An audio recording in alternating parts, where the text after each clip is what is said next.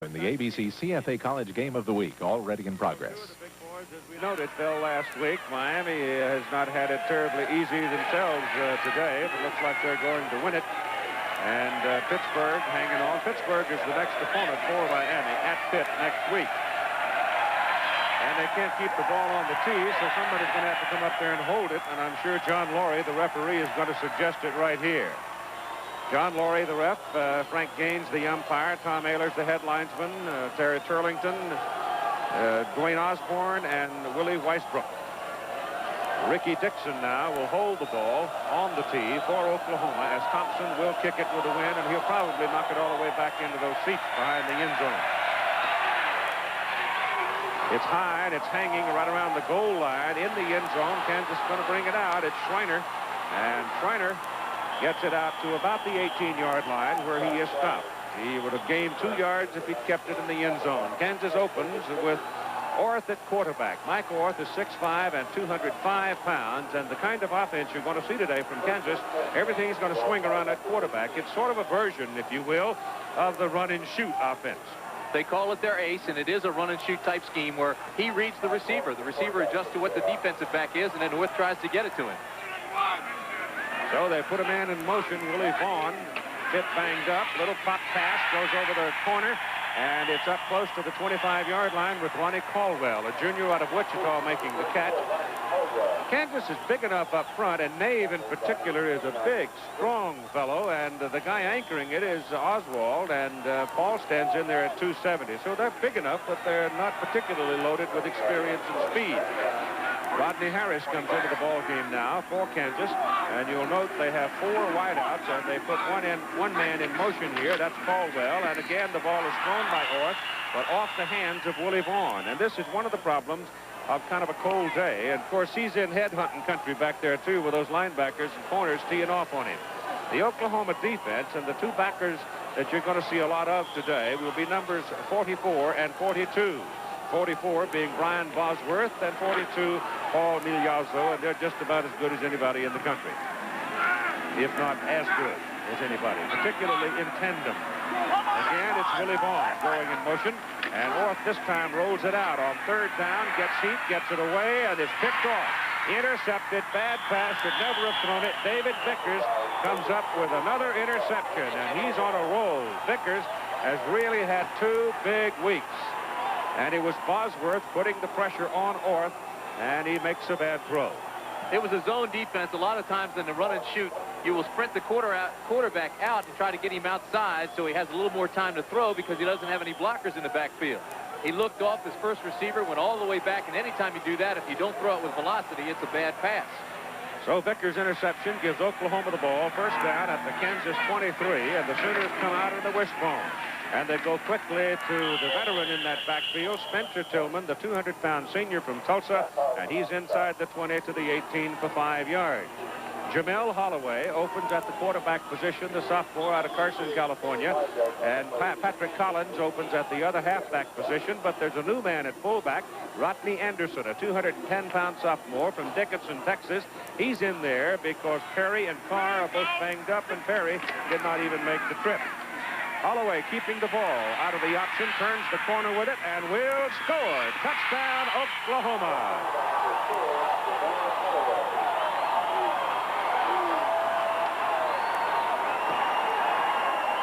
So the Sooners force a mistake and cash it in.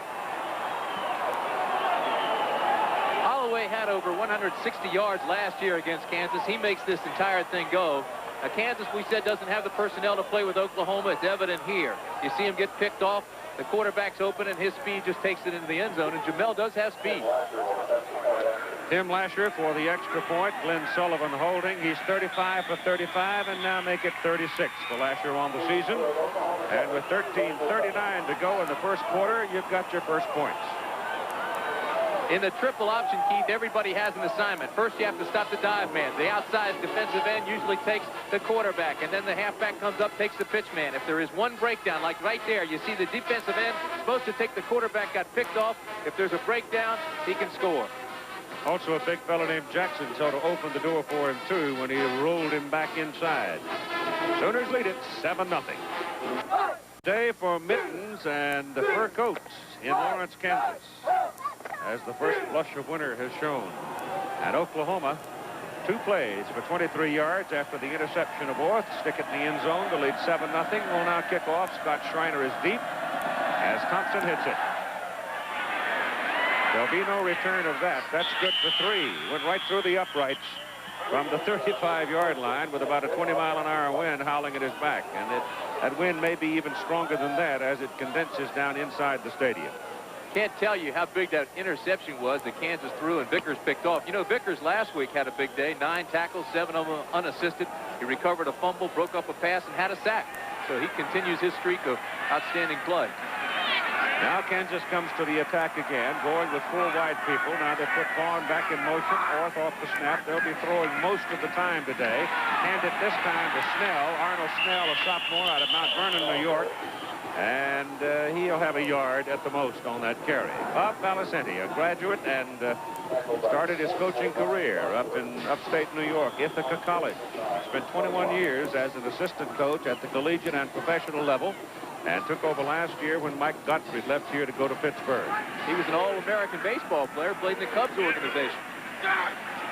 41-23. Miami continues to roll along undefeated, headed to Pittsburgh next week. Here's Orth going down the line on the option, gives to Snell, and Snell is ridden out of bounds by Dante Jones.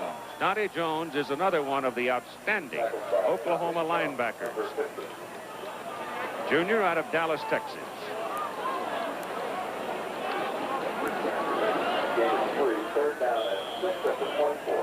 Barry Switzer prowling the sidelines. He knows well the trap that waits a lot of the time in the latter portion of the season. It is 3rd down and call it 6 for Kansas. Again the pressure, but Orth steps away from it, and he is run down from behind by first Bosworth and then Jones, and Kansas will have to punt. Brian Bosworth showing you his speed there, why so many people call him the best defensive player in the country. He certainly is up there. If he's not the best, he ranks right up there with all of them. Here he is now. He goes virtually untouched, but he also has great speed. Because the quarterback is big, strong, and has quick feet. Rich Reith in for the punt, hangs it up into the wind, and it stays up there long enough for Anthony Stafford, forced into fair catch. 32 yards on the punt, and that's not that bad considering the velocity of the wind he was kicking it into. It's Oklahoma's ball, 49.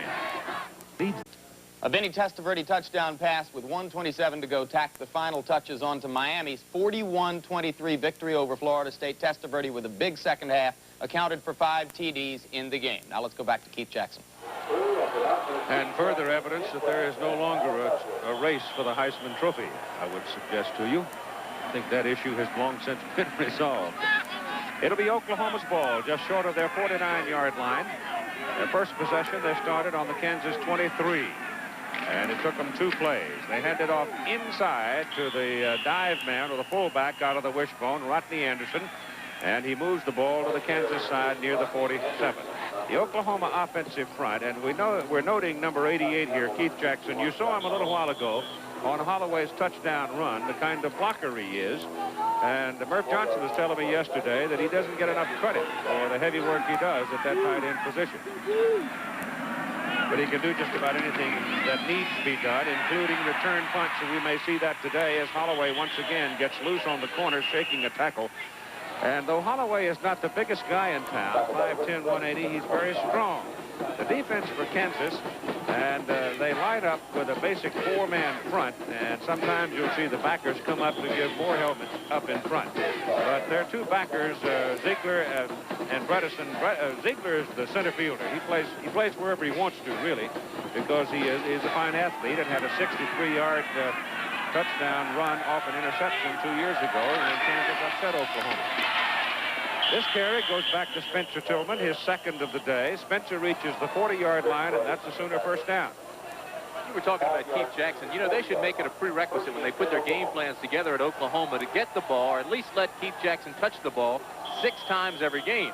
He is that good, and he wants the ball more. And every time he does catch it, has an average of 29.4 yards a catch, so that is impressive. And he's big, strong, fast. He is, I think we both concur, the best tight end in the country. Holloway hands again to the up man, Anderson, and he cuts through to the 25-yard line, inside the 25, brought down by Wayne Ziegler, the senior from Nickerson, Kansas, and it's another Sooner first down. Barry Switzer is very high on young Rodney Anderson, 28. Nobody touches him that time. Good blocking up front, and he just carries it on his own down to the 24-yard line. But look at this. This is the power blocking you get out of Anthony Phillips. Phillips is perhaps the best athlete on that offensive line. He's played tackle, guard, and they moved him around, and he's strong, and he does a good job wherever he is. He had a pretty good grip on that defensive guy that time, too, and got away with it. As Anderson carries one more time, they're going to season him today. They would prefer not to have to play Lydell Carr, who is nicked up, and as we told you, Perry is not even here. The OU offense averaging 6.5 yards per play on the season. When you look into the Oklahoma press guide, the media guide, and you look for Rodney Anderson, there is one line. It says, add Rodney Anderson, third team. Inside. And another first down as Spencer Tillman carries the ball. Spencer in his 5th year at Oklahoma, having gone through a siege of injuries, but when he is healthy, he's among the veterans in the country. Brought down by Rick Bredesen, a junior from Overland Park, Kansas. He plays in that middle linebacker position for the Jayhawks. Sooners leading 7-0, and looks like they're going for another one. The ball is just short of the 10-yard line. First down for the Sooners.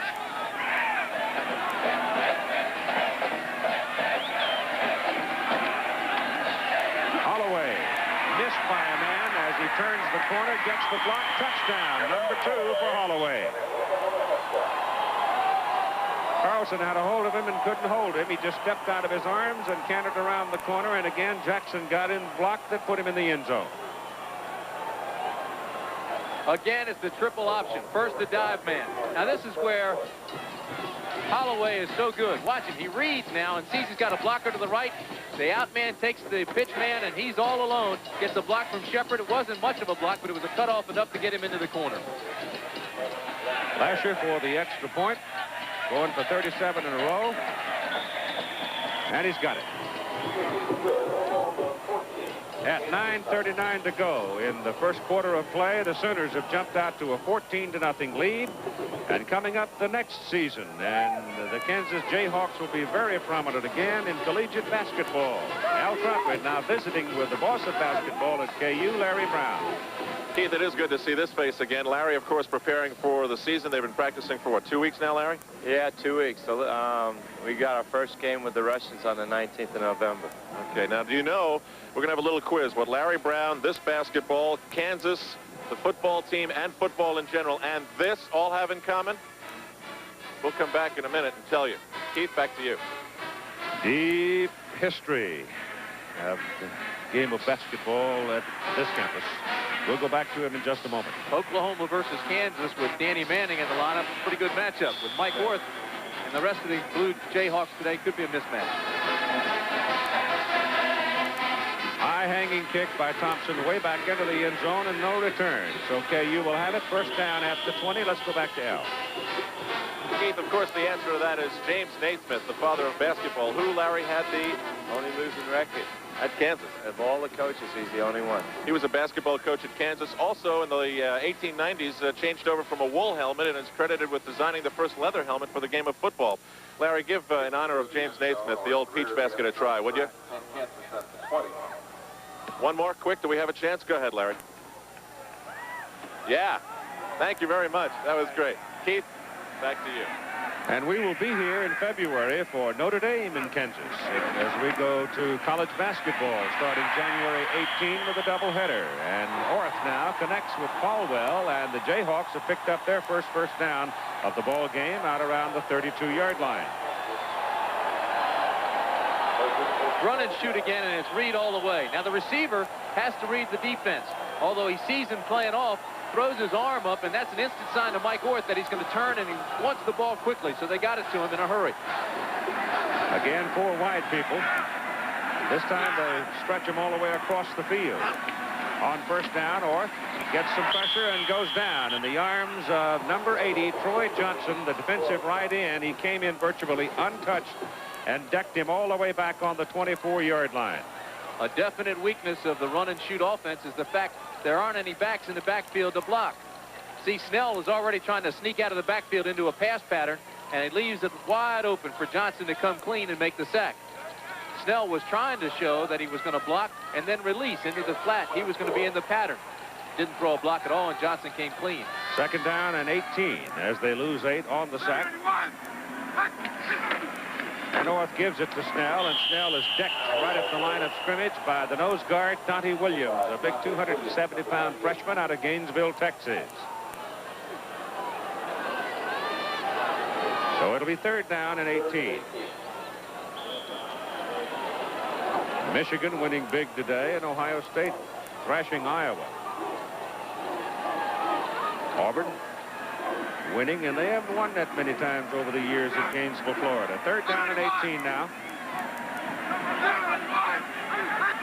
They've got Trips on the bottom of the picture. 3 wide people dump it off, trying to set up a little screen action the other way, and legs get tangled up. The gain is just over the 30 for Arnold Snell, but it'll be fourth down for Kansas, and the Jayhawks will have to punt into the wind again. Oklahoma has had the ball 2 possessions, and they've stuck in the end zone both times with Holloway scoring. We've got 7:40 to go in the first quarter. Reith is a transfer from Los Angeles Junior College. His first punt today into the wind, hung up there a while, but it only traveled 32 yards. Patrick Collins is the deep man for Oklahoma. That's a little better kick, looks like. Probably not much more in distance, though, but he hung it up and again forces the fair catch, and it goes for 30 yards on the carry. So it'll be Oklahoma's ball at their own 40-yard line.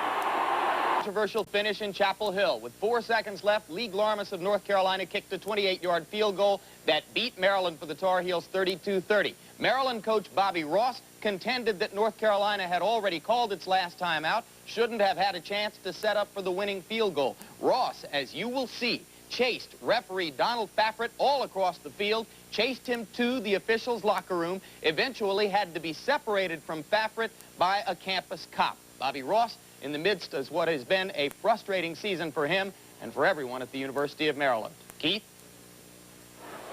Keith, the feeling in College Park is, with the present situation at the University of Maryland, is that Bobby is very frustrated with the happenings. Dick Dahl, who hired him, has now resigned, and the feeling is strongly that Bobby will leave at the end of this year. First down, Oklahoma at their 40. And Eric Mitchell is now in the ball game at quarterback for Oklahoma, and he figures to get quite a bit of playing time today. And he moves the ball for 5 yards, actually closer to 6 yards, just over the 45. Well, what if in fact they had given him an extra timeout? I mean, I don't blame him. I'd be a little hot too. Well, I would too. You know, we saw that one other time last year in a game that we did. It was West Virginia and Boston College that happened. Hey, give us a sideline, please, man, right now. Second down, call it 5 for the Sooners. Their third possession of the ball game. They lead 14-0. Ride it off to the up man. In there is Earl Johnson. And Johnson, who has moved over into that fullback slot now, and will do some of the heavy work. Earl is another running back at Oklahoma that had a bad knee injury, and he finally fought his way through it and rehabilitated himself and is getting to play here in his senior season. But if he had stayed healthy, I expect he would have really been something. He'd have had some numbers to remember. He came in as a freshman along with Tillman. It was very good. Same situation with Spencer Tillman. You mentioned he's one of the best in the country when he's healthy, and he has been injured quite a bit. That's Johnson carrying and breaking one tackle, butting heads downfield with Wayne Ziegler, and carries it for an Oklahoma first down at the Kansas 38-yard line. Just watch the offensive line. That's where games are won or lost, and they are controlling it. Again, Anthony Phillips, did you see big number 68 there? Put his arms around the man. He was holding, but he got away with it again. And Johnson now, low center of gravity, just good power running. It's not a particularly good day for the folks up on Freeloaders Hill up there. That's that beautiful section of campus that leads up to the Campanile. And here's the carry by Spencer Tillman inside the 30 down to about the 29. He's a yard short of his first down.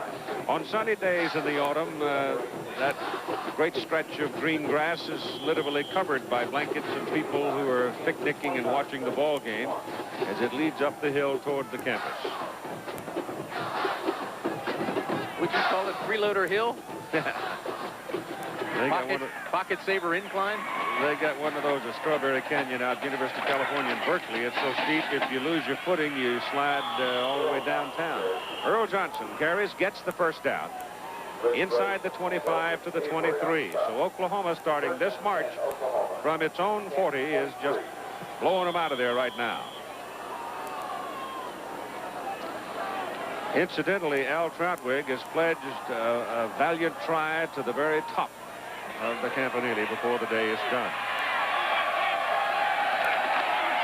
Eric Mitchell coming down, flips it off as he is hit, gives the ball away to Spencer Tillman, who loses the ball as he is knocked out of bounds, but they'll give him possession to the 21 of Kansas, and there the Sooners will have it second down.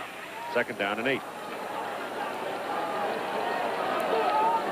Colorado came from behind to beat Oklahoma State today, and of course Colorado shocked the structure of the Big 8 Conference last week when they defeated the Nebraska Cornhuskers, and Oklahoma's headed that way soon. So that Colorado wishbone, Bill McCartney finally getting the right people in the right place and getting things to go right for him. This is Anthony Stafford. And Stafford is inside the 15 to the 14, a yard short of the first down. Anthony is a sophomore out of St. Louis. He and Patrick Collins may be the swiftest of those running backs, but Stafford in particular can fly. Big number 73 for Kansas. Teddy Newman was in on the tackle. He's the fastest defensive lineman they have for the Jayhawks. He said he came to Kansas because he likes to play the run, and this is a running conference. I wonder if he'll feel that way after this afternoon. Double tight end now as Duncan Parham checks in for Oklahoma on 3rd down and 2.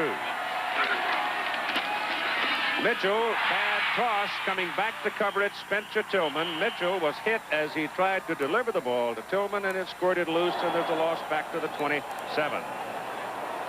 Johnny Granderson's the man that makes the play. Almost looked as if the pitch was tipped. Here comes the left arm there, and I don't know if Johnny Granderson got into it or not. He may have gotten a hand on it and knocked it backwards. So this brings up 4th down. And Tim Lasher is into the ball game for a field goal try. He will hit it just short of the 33-yard line. Make it a 43-yard kick for Lasher. He's hit 8 out of 10 this season. Make it 9 out of 11 as he drifts it right over the top and into the heart of it. And with 3.5 minutes to go in the first quarter, it's Oklahoma 17-0. It was 1984. The Oklahoma Sooners, ranked number 2 in the nation, came to Lawrence, Kansas to play the Jayhawks. Troy Aikman's pass picked off here by safety Wayne Ziegler goes 63 yards for a touchdown. And the Jayhawks went on to one of the great upsets in their history. 28-11, beating the Sooners.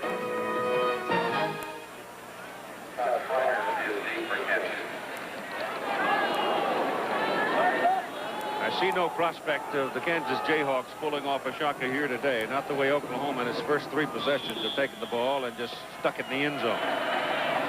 This last time they didn't get the touchdown, but settled for 3 as Thompson again, with the wind at his back, knocks it well back into the end zone where Schreiner puts it down for a location for the Jayhawks at the 20.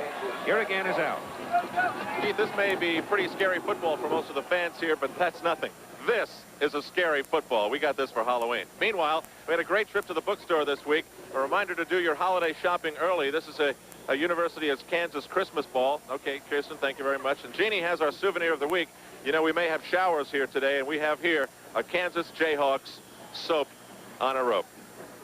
Thank you very much, everybody. Keith, back to you.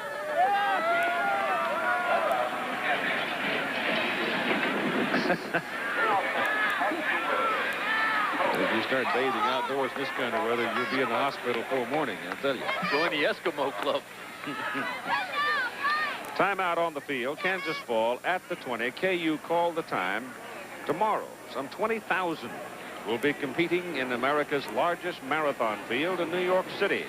Defending champion Grete Waitz of Norway, Orlando Pizzolato of Italy will be competing. ABC Sports is presenting coverage from start to finish. 10:30 it begins. 10:30 in the morning, Eastern Time. Well, if you're the offensive coordinator at Kansas, what are you thinking now? You can't run, you can't hide, so your only option then is to throw and keep throwing. You got to give up something to play the run and shoot, as you well noted a few minutes ago, and the run and shoot also takes away any kind of deception to freeze any backers. So those ends and backers are pretty much free to come jump all over your bones just like that. As Snell tries to get around the corner, and he's dropped just over the 20-yard line. Well, they went to a split-back offense that time, which indicated that they were going to run. But remember now, the Oklahoma defense is #1 in the nation against the rush. Well, they've only allowed, with that carry, 317 yards total this season. And Oklahoma has not allowed a rushing touchdown all year. Mike Orth is the quarterback for the Jayhawks. Gives the ball inside to Mike Rogers, number 24, a junior out of Smith Center. And there is just simply nothing there. They're looking at 3rd down and 10. Brian Bosworth, 4th-year junior. Probably go to the NFL next year. He'll be a starter wherever he goes. Quality player. Certainly gets the publicity. Although I think now he's trying to play that down and get back to playing football.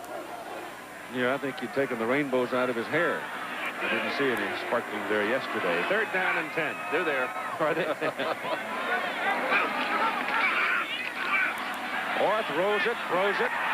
Won't get the first down as the pass is caught by Ronnie Caldwell. And once again, Kansas will have to punt. So they've had the ball 4 times, and they will be punting the 3rd time. The first time the pass was intercepted, and Oklahoma scored off of it. With 2 minutes to go in the first quarter, the Sooners will again have good field position if they handle the ball. Patrick Collins is the deep man. Rich Reith will punt it. 32 and 30. The 2 kicks, he'll improve that considerably when he turns around in the second quarter and gets the wind at his back. Make note, Patrick Collins is the fastest Sooner on the roster. Again, it's high enough and hangs there long enough, forcing another fair catch. Ricky Dixon stepping up to make this call for the fair catch after a 25-yard punt. And Oklahoma owns the football, 1st down near the Kansas 48. Let's pause 5 seconds so our local stations can identify themselves.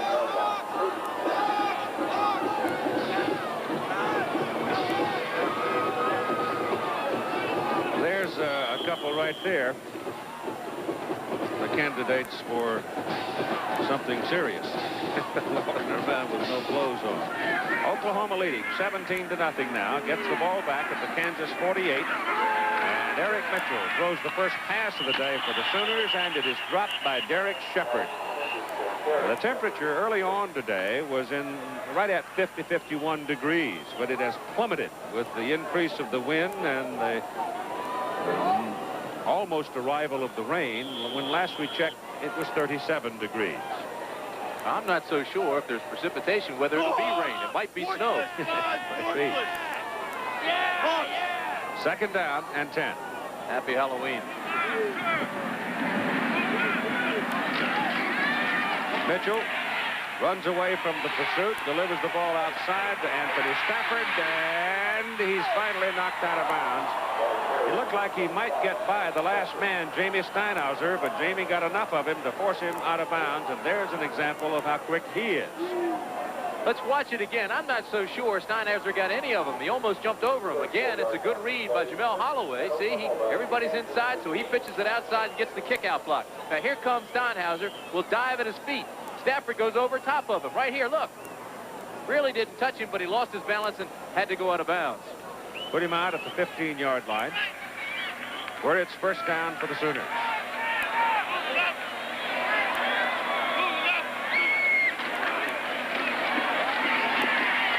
Eric Mitchell is knocked down at the 12, make it the 11-yard line as he elected to turn it back inside.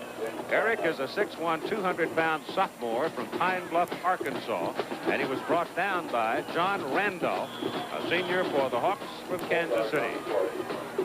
He was tackled by the linebacker over there, John Randolph. Now, Randolph told me he's a laid-back person. He says he just likes to relax and watch his piranha eat. Now, what does that tell you about the guy? He's got pet piranha. You got all of his fingers? Second down and 7. Mitchell pitching it out. Once again, here comes Stafford. But this time, Wayne Ziegler comes up and brings him down. But you got a penalty flag and a face mask call coming here, I do believe, against Ziegler. Wayne almost ran by him, and I think in reaching back to get a hold of him, no, we're not either. We got a clip against Oklahoma. So the Sooners make their first mistake of the ball game. And it's Jackson who was trying to get his helmet and shoulder past the man and couldn't do it, so he came right down the back of his legs, and that is a clip. Tillman, Johnson, Anderson, Holloway, Mitchell, and Stafford have all carried the ball now for Oklahoma. And Stafford with the greatest number of yards at 40.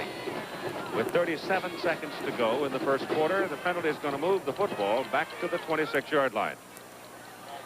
Clip on the offense. 6-yard line. Second down. Boy, this is the time in that defensive huddle you start talking about playing for pride. You don't want to be embarrassed. You don't want to look like you can't play football. So you say, all right, let's start running to the football. Let's try to get 11 helmets on that football every time. Carrying the ball up the middle is Earl Johnson, and he's down to the 10. He needs 5 more yards for a first down. Wayne Ziegler made that hit on Johnson. Looked like Earl might pop that one all the way. Well, again, it's a power football team, and we said that Kansas doesn't have the personnel. You see, they all get cut off. Ziegler, though, is a quality player. Number 18, he could play for almost anybody in the country. You showed his interception 2 years ago, and he can really play. So the first quarter is over. Oklahoma leading 17-0 and threatening to add to that total. Play. Oklahoma owning the football at the 11-yard line of Kansas. It is third down, call it 5.5. They lead 17-0. Eric Mitchell is in at quarterback, replacing Jamel Holloway. Keeps it, turns the corner with it. And he should have a first down. Looked like he was getting the ball and shoulders across the 5 as he was tackled.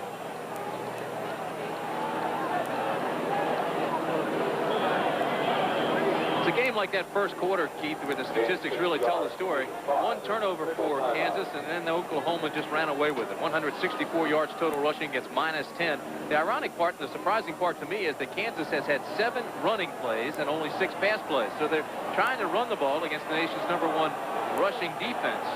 And thus far, they're -10 in that category. And they don't give the spot to Mitchell, so he comes up just a bit short in his first down bid. And it'll be 4th down. They're going to go for it. Obviously, they would. And knocking Kansas right off the line of scrimmage from the first play. Spencer Tillman, Anthony Stafford, Earl Johnson lined up in the backfield behind Eric Mitchell. Mitchell keeps it himself and gets to the 4, and that will be a first down. First and goal for Oklahoma. Eric Mitchell out of Pine Bluff, Arkansas, one of the most highly recruited athletes when he was a senior in high school, came here playing behind Jamel Holloway. There was a quarterback controversy there for a while. They didn't know which one would start. Holloway maintained or retained his starting position, but Mitchell is a quality athlete. Rodney Anderson goes back into the ball game for Oklahoma at fullback. And on first and goal, Mitchell sets it. Gives it to Spencer Tillman. And Spencer is right around the 2 before he is wrestled down. Oklahoma scheduled ball slick and hard on a cold day like this. Well, that's right, and the handoff was high, too. You bring in another quarterback, see, and instead of putting it right in the stomach, you put it up high on the breastplate of the shoulder pads, and it almost bounced off, and he almost fumbled the ball. Second down and goal. Ball is just inside the 3. Upman Anderson carries. Johnson it is back in the ball game instead of Anderson, and Johnson is down the 1. So it's third and goal from the 1 for Oklahoma. Now that handoff was better, but again, it looked like there was going to be a fumble. Johnson was fooling around with the football before he really tucked it away. Consequently, he couldn't get that momentum he wanted to carry him into the end zone. Anderson comes back in, brings a play with him from the sideline on 3rd and 1. A 3rd and goal from the 1.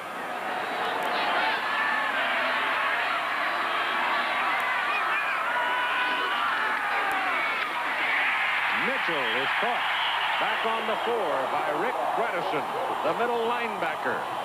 And he is held short. Boy, I'll tell you, this is 4th down and goal. Good-looking defensive surge. You can see that time the line of scrimmage is controlled by Kansas. Short yardage defense. Look at the lineman there laying on the field. That's all they have to do is penetrate. Watch him dive here. Submarine. See him cause the pileup? That linebacker comes free through there, and Bredesen makes the tackle. That is a good-looking short yardage defense. Penetration is the key. Establish a new line of scrimmage 1 yard deep in the offensive backfield. Let the linebackers do the penetration. The defensive linemen don't have to penetrate. All they have to do is submarine and dive forward. Let the linebackers come and make the play, and then they'll get support from the secondary. Kansas calls the timeout. That is the 2nd. They have 1 remaining in the first half. We have 12:36 to play in the first half, and they gave progress of the ball to the 3-yard line. So it'll be 4th down and goal for Oklahoma from the 3. And with the timeout, Oklahoma's kept the offensive backfield intact of Mitchell at quarterback, Tillman, Stafford, and Johnson. So they apparently intend to go for it, disdaining the field goal. They don't really need it at this juncture, leading 17-0. No, but it would be fun to see that Kansas defense just raise its back and have a stand here. We mentioned they were ranked in the 90s in scoring defense. And something like this could really help the young, inexperienced players get some confidence. Now they've changed their mind on the Oklahoma sideline. They have sent Lasher into the ball game.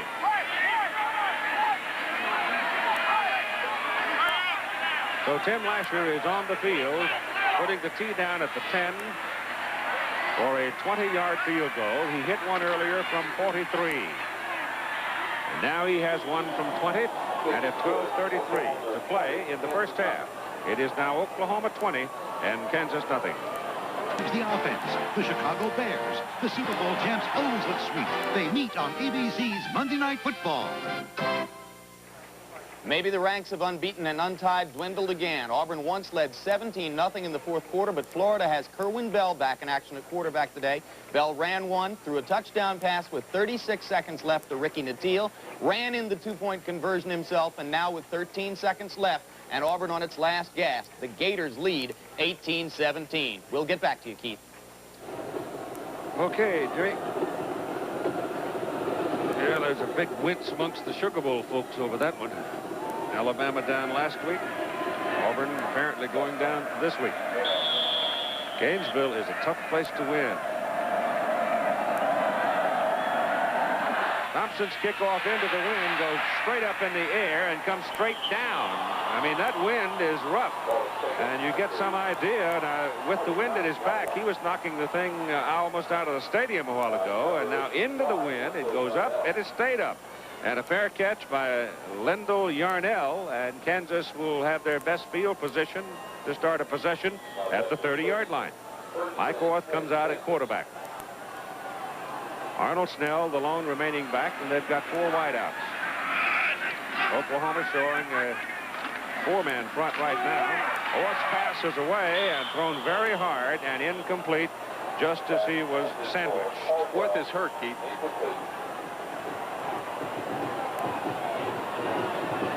Orth getting up slowly. He took a pretty good lick. He was sandwiched in between players. Pittsburgh hosts Miami next Saturday at 3 Eastern time. Miami beating Florida State today while Pittsburgh was losing to Syracuse. This is Orth now. Again, he has no backs in the backfield to pick up anybody coming from the outside. Here comes the pressure from both sides. He does get sandwiched. He got up slowly, had the wind knocked out of him. And whether he'll be able to continue, I'm not quite sure. I don't think so. At least until he catches his breath on the sidelines. Tom Quick is listed behind him. They're going to take a timeout and see if they can get him back in, but he has to sit out of play by the rules. Got to sit out of play, right. 12:28 to go in the first half, and Kansas now spends its last timeout. Oklahoma and Kansas have the longest uninterrupted rivalry in the nation, spanning a total of 83 years.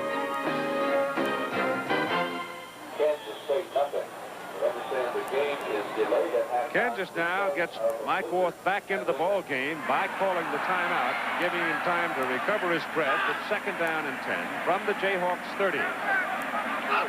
Vaughn, the man in motion, handed off inside to Snell. Snell trying to pop outside, get some running room, and Bosworth just ate him up. It's a good call, Keith. If it's an injury timeout, he can't come back. He's got to sit out one play. But they did call timeout and let him catch his breath so that they could come back in and play. Although Donahue, the freshman quarterback, was ready to come out onto the field, I think at this particular juncture, trailing like they are, and really right now in serious trouble. They wanted to get Orth back in there. 3rd down and still 10. No, excuse me, not 10, 14. Orth's pass again thrown under pressure, intended for Caldwell, and penalty flag at the line of scrimmage. Let's see about the penalty. Otherwise, it'll be 4th down.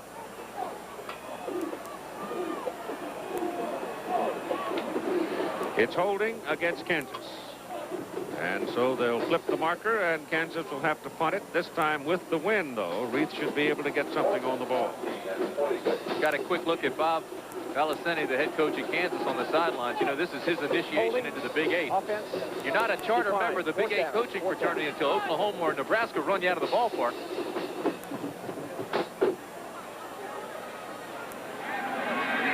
Patrick Collins, the deep man. Reith is in to punt. His first 3 were into the wind. This is the first time that Rich has had a chance to go with it.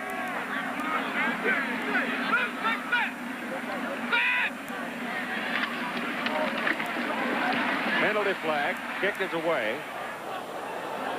And you got 3 Oklahoma people back there jousting to accept the punt. Ricky Dixon finally gets control of it after a 36-yard punt. But remember, there's a flag back upfield. Oklahoma was offside, and I would think Kansas would want to do it again. Coming up this Monday night on ABC, the Los Angeles Rams and Chicago Bears. And Steve Fuller is scheduled to start for the Chicago Bears. Jim McMahon is still having trouble getting that sore shoulder back in shape. So Steve Fuller has been penciled in as the starter for the Bears against the Rams. And you'll see it here on ABC Monday night at 9 Eastern Time. That's just about the time I'm putting my steak on the grill out in the backyard in California. Well, I'd say I wish I was in California right now. It's cold. Barry Switzer, remarkable record since he took over as the head coach. Defense, 4th down. From Crossett, Arkansas. Played for Frank Broyles at Arkansas. It's still 4th down after the penalty, but they'll give Reith another chance to hit it. He got only 36 yards out of the last one. The Oklahoma people, 3 of them back there, and they were sort of undecided as to who was going to make the catch on the last play and almost let the ball get away. There is no pressure, and it gets a little deeper. It goes on his knees to Patrick Collins. So that is a 41-yard punt by Rich Reith, and Oklahoma has the ball back, leading 20-0. Well, number 1, Miami was a winner. Play Pittsburgh next week. Michigan winning big today, rolling up 69 points against the Illini. Auburn losing to Florida by a point, so another of the unbeatens has fallen. Arizona State and Washington play tonight out on the West Coast, and that one could be for the Rose Bowl. Jamel Holloway is back in at quarterback for Oklahoma. Gives the ball to Collins, and Collins from the 28 up to about the 32. Keith, it was just announced on the PA that Nebraska-Kansas State game has been delayed at half because of a blizzard in Lincoln. I knew they were expecting some snow, but I didn't know of that depth of blizzard, huh? Nebraska leads 17-0, and it is being delayed by a blizzard. Oklahoma finishes the season at Lincoln. November 15, they go to Boulder to play Colorado. They might be in the snow 2 successive weeks. Next week, they're at home against Missouri.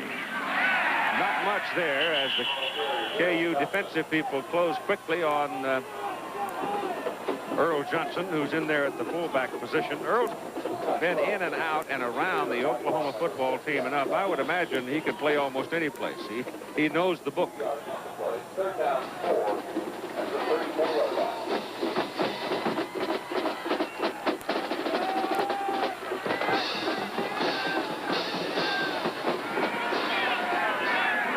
Holloway sets him on 3rd down and 4. Keeps it. Runs away from pressure. Now they get him. Number 31 coming up. Mike Fisher, cornerback, to make the tackle. And he drops Holloway back on the 28. And it'll bring up 4th down for the Sooners.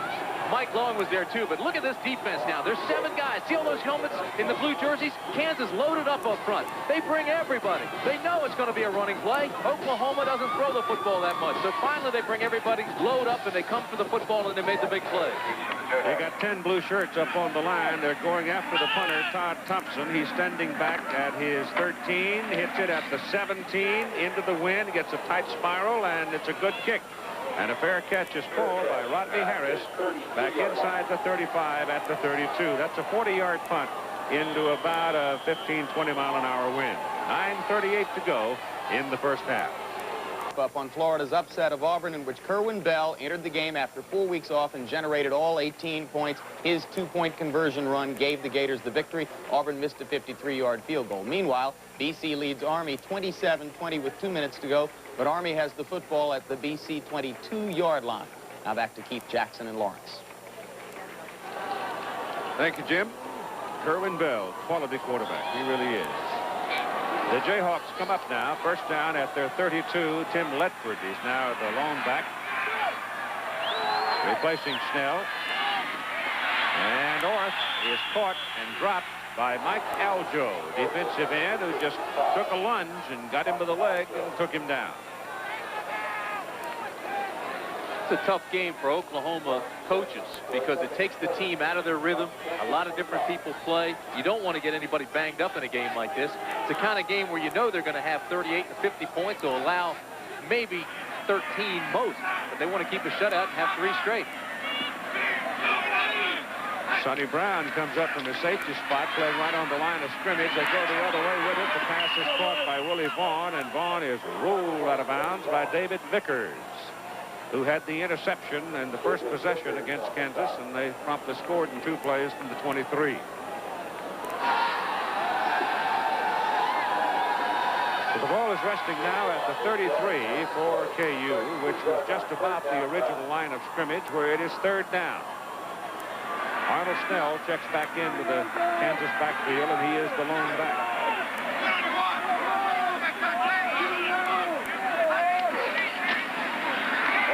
No time, dumps it off to Snell. Snell trying to drag 2 men with him and can't do it, as Sonny Brown came firing in on Orth and forced a very quick pop by him, and he was able to force the ball into Snell, but they come up short of the first down.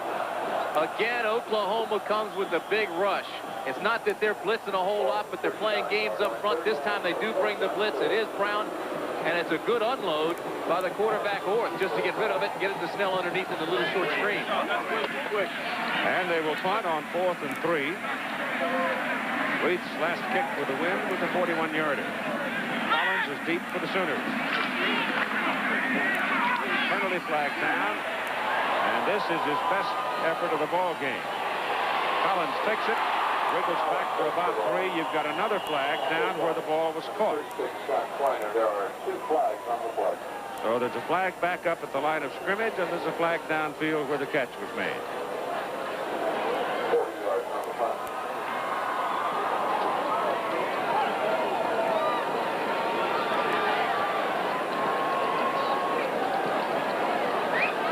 Reading lips, I think I saw one man say White. He would have been the man who threw the flag downfield where the ball was caught. The other flag upfield came from a linesman. Procedure, Kansas. Clipping, Oklahoma. Keith, you know, Mike Orth has been fairly impressive under a lot of pressure. He has been sacked 3 times and thrown an interception, but he is also 6 for 10 for 42 yards. I'd like to see what he could do with a lot of time. Last week, he had 8 for 8 starting the game and ended up with a pretty good day. Illegal procedure. Clip. On return, replay the down. Replay. Bring it back. I say Orth had a pretty good day last week. That's 280 yards passing against Oklahoma State, which is the #1 defense in the nation against the pass. He is at no time today. So we'll replay it. Somebody's working on a pumpkin. Take that home to the youngins, kid. He frost on that pumpkin before the game's over. Kick is out of there. That's far and away the best part of the ball game, and it goes into the end zone. He had a nice tight spiral on it, got it high in the air, and it traveled 61 yards. 7:25 to go first half. And just outside the Oklahoma dressing room, let's go trick-or-treating. Oh, sure, son. This is what I'm handing out today. Thank you very much. Appropriate, don't you think? It'll be interesting to see now what happens with Oklahoma. If they don't do something offensively this time, I think you're going to see that man chewing on some coattails, because there is always a danger when you get too many points too soon. Sometimes the team will ease up a little bit.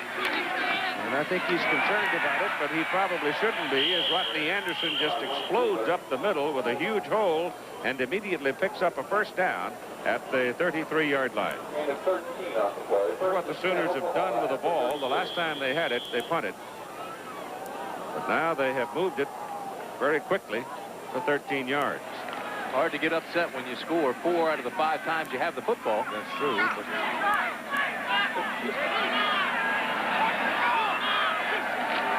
Jamel Holloway.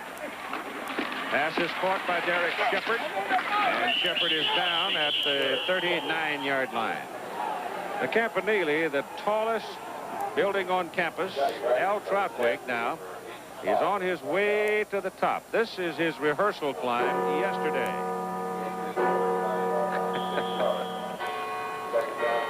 He survived that.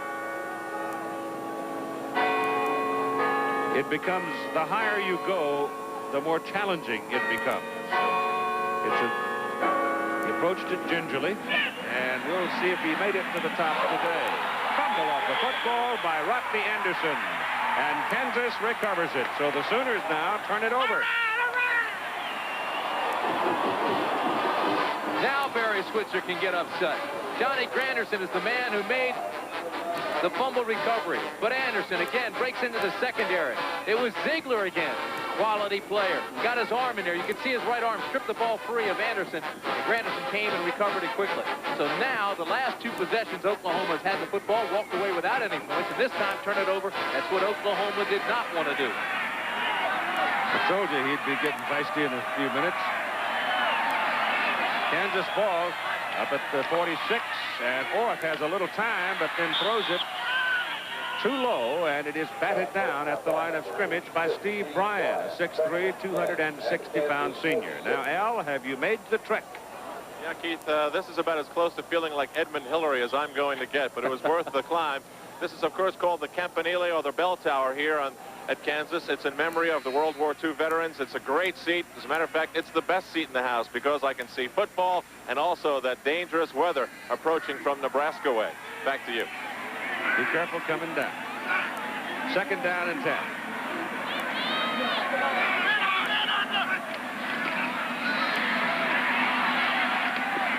Batted away by Sonny Brown. Got one hand out, pass intended for Willie Vaughn. If Sonny had been able to pull it in, It would have been 6. Nobody between him and the goal line. Well, this time you'll see Snell does try to stay in at block 22. See him there pull up. Now Orth reads his first receiver all the way. Sonny Brown also reads his eyes because he never looked off that receiver.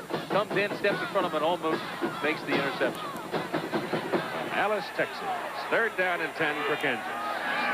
6:15 to go in the first half.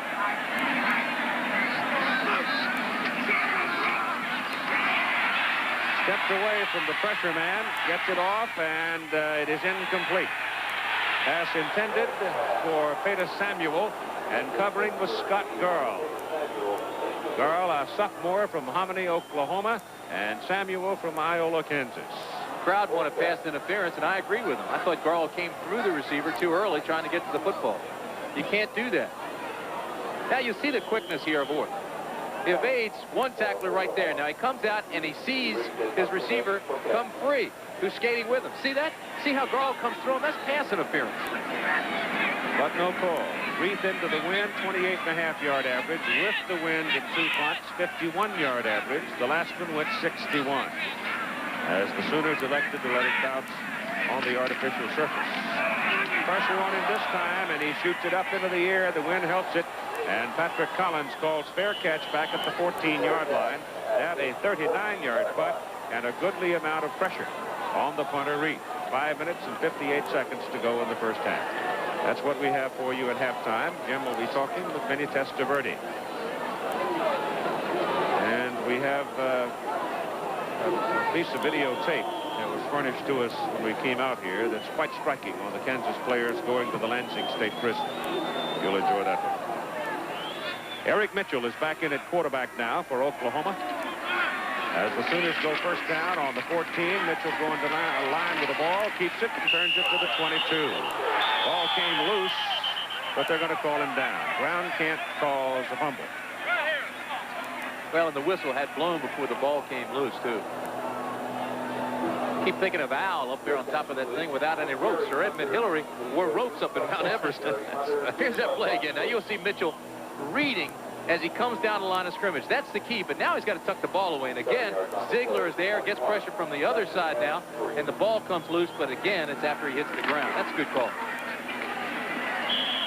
Earl Johnson, 205-pound senior out of Dallas, takes it into the middle on second down at about 3, and he is held short of his first down. OU has picked up 211 yards on the ground so far in this first half, and Kansas on the ground minus 20. Of course, that'll include your quarterback sacks. Third down and a yard and a half.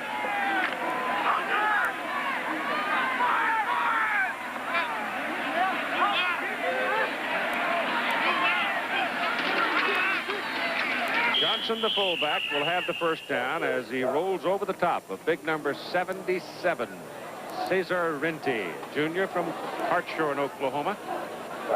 SMU at halftime leading Texas A&M in the ball game. Texas Tech was favored in the ball game. As a matter of fact, one of the few times that I can remember Tech ever being favored over Texas. First down from the 26 for Oklahoma. Mitchell reads it, turns it, and finally goes down when Marvin Maddox, a junior out of Pomona, California, comes in to assist on the tackle. Talking about Texas, of course, Freddie Akers, the pressure continues to mount on him, and I feel certain that'll be another coaching change at the end of the season. Well, those kind of things start, and they just seem to gain momentum, and the media feeds it. The first thing you know, it's out of hand. Certainly can't fault Fred Akers' record. Carrying the ball is Patrick Collins. And Patrick is up near the 35, about a couple of yards short of the first down, with 3:35 to go in the first half. Well, you're right. As Akers' record now, he's won over 75% of his games. But what the alumni is upset about is that against teams with winning records, he is 9-11. A lot of people are going to have some yardage today, I think, for Oklahoma. A lot of them already have. It is third down, a yard and a half. Going for the the first down and getting more is Patrick Collins out to the 43-yard line. Keith Jackson may not get the football as often as he would like, but he does so many other things. Look at 88 now. This is what he does as well as anybody in the country, and that is block. He's taking a guy and just driving him right off the line. Put him on his back. There you go, the takedown. 6'3", 240 pounds. The junior out of Little Rock. And we've got a Sooner down on the field, hurt on the last play. 3:08 to go in the first half.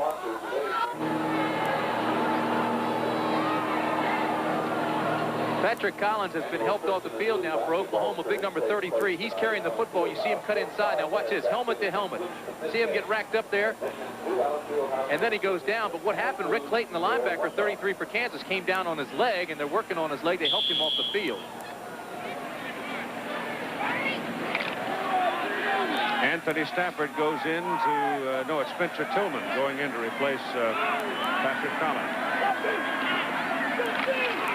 Eric Mitchell straight back for the pass. Good protection going. Oh, he lost control of the ball. He's trying to go deep to Derek Shepard, and the ball just simply slipped out of his hands. The temperature's in the mid-30s, and it's cold, and he just simply couldn't hang on to it.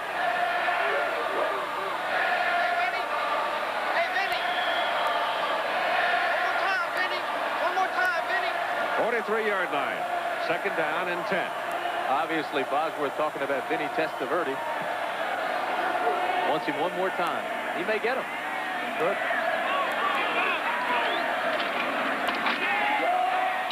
This is Johnson, and Kansas gets him short of the line of scrimmage. Rick Bredesen and Stacy Henson, the middle backer and the right side backer, bringing him down. I'll tell you this, though, all the talk in the world won't shake Vinny Testaverde. He's a cool customer. Performed extremely well in that big win today over Florida State. Third down.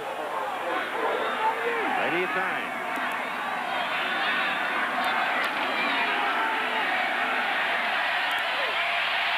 Mitchell runs away from the pressure. He's brought down short of his first down as he got the ball up to about the 48. Rick Clayton made the hit on him. And so the Sooners now will have to punt into the wind. Rick Clayton is punching some tickets out there. He's the one that hit Collins, and they helped Collins off the field. That time he put Holloway on his back, took his feet right out from under him. Mitchell, rather, I'm sorry. And Mitchell is slow getting up. Watch 33 in the blue now as Mitchell cuts up. Tries to take that inside and not offer his entire body, and what Clayton does is just pick him up and put him on his back. Here it is again. Mitchell does not offer his body to the tackler. See, he'll turn sideways just before he gets hit, but here comes Clayton. Clayton breaks down now and picks him up and throws him right down. Comes down on that right arm. Rodney Harris is deep for Kansas as Thompson comes in to punt, his second of the day. The first one was good for 40 yards. Dropped it. Down he goes, back on the 37-yard line, and the Jayhawks get a break.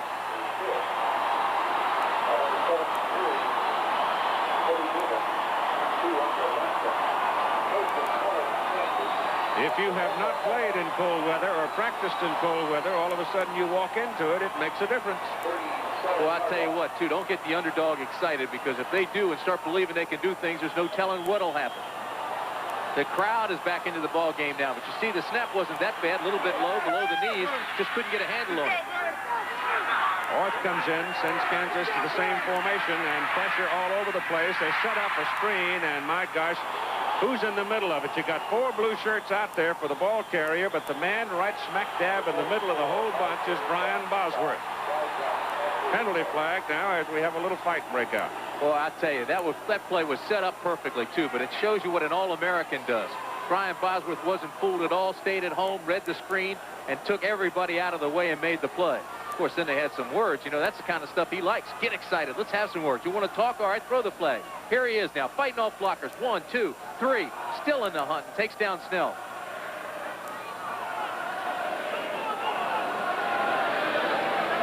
See, the crowd's jumping on him now. They're starting to get after Bosworth. That's the kind of stuff that Boz likes.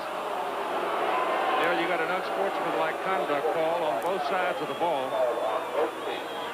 And I think probably a little lecture from the referee, John Laurie. Well deserved. Unsportsmanlike knock it conduct. off, let's play. Defense, unsportsmanlike conduct. Offense.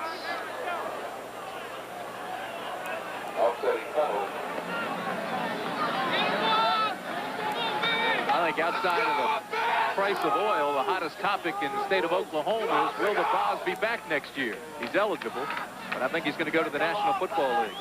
Let's go, Bill! Ball is back on the 44. It's second down and close to 13.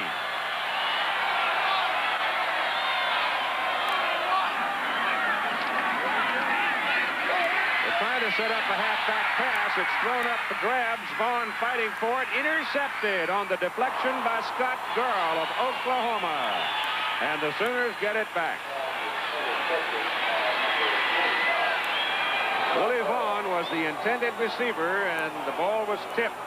And Garl comes away with it. Valicenti put this play into the books this week. He has the option pass. Snell is going to throw it. But the school paper was out at practice. Took a picture of it. There's a big picture of Snell throwing the football in the paper yesterday. You don't think Oklahoma saw it?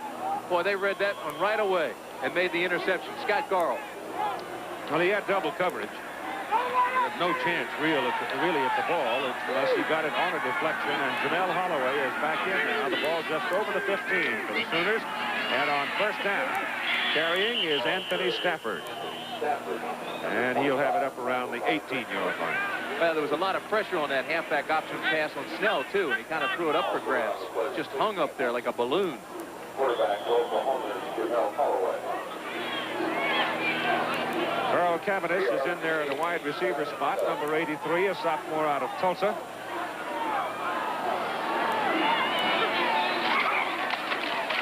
Holloway keeps it and gets around the corner. The one difference I think that you see here in the, between Mitchell and Holloway is Jamel played this offense in California, Banning High School.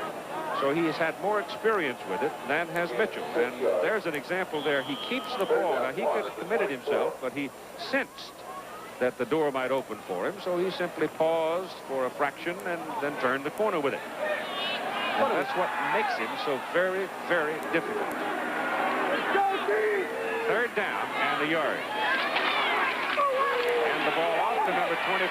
No, it is kept by Holloway, and this is what makes him difficult right here. I thought Holloway had given it away to Stafford, and lo and behold, he turns around and comes right back up the middle and picks his way through for the big gain. Well, it's a perfect fake, too. Now, that holds everybody right there. But also, the outside contain people, and they have talked about that this week in practice, stay after him. So he just cuts it back, and he does that as well as anybody in the country.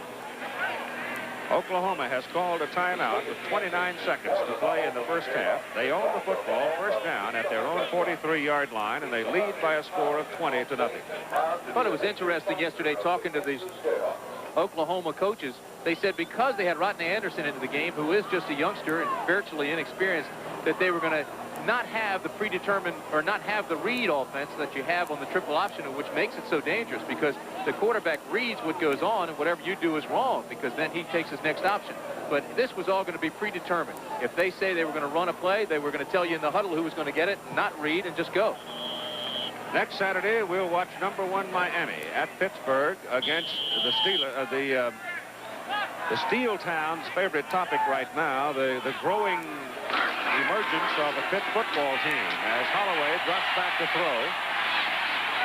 Looks and looks and looks and throws, and Jackson's wide open and drops the ball.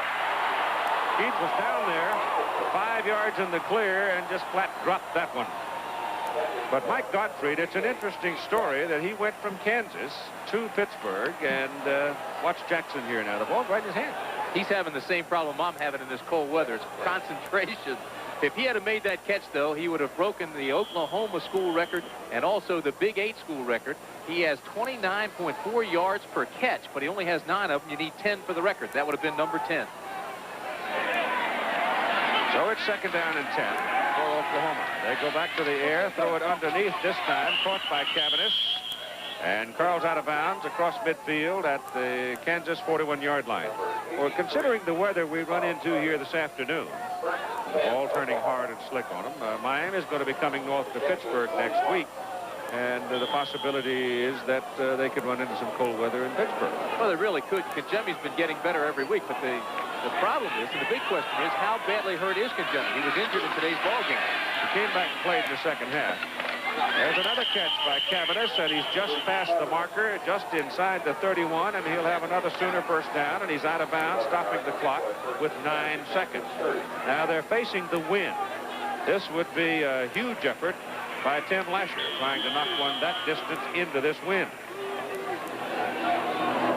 He's hit from 43 and from 20, but the 43-yarder came with the wind. So they may try to get him a little closer here as Holloway steps back, throws again to the sidelines, and again Cavanis is available and makes the catch down at the 22. And now they'll give Lasher a shot at it. 5 seconds to go in the first half. And a timeout called by Oklahoma to keep the clock at 5. And right now, let's take a look at the University of Oklahoma. 39-yard field goal try by Tim Lasher into the wind. It's no good. He tried to hook it back in, but that's a problem you have with the wind. It wouldn't let it hook. He just kept it out to the right, and he missed it by a couple of yards on the right side, and the first half is over. With the Oklahoma Sooners dominating and leading by a score of 20-0.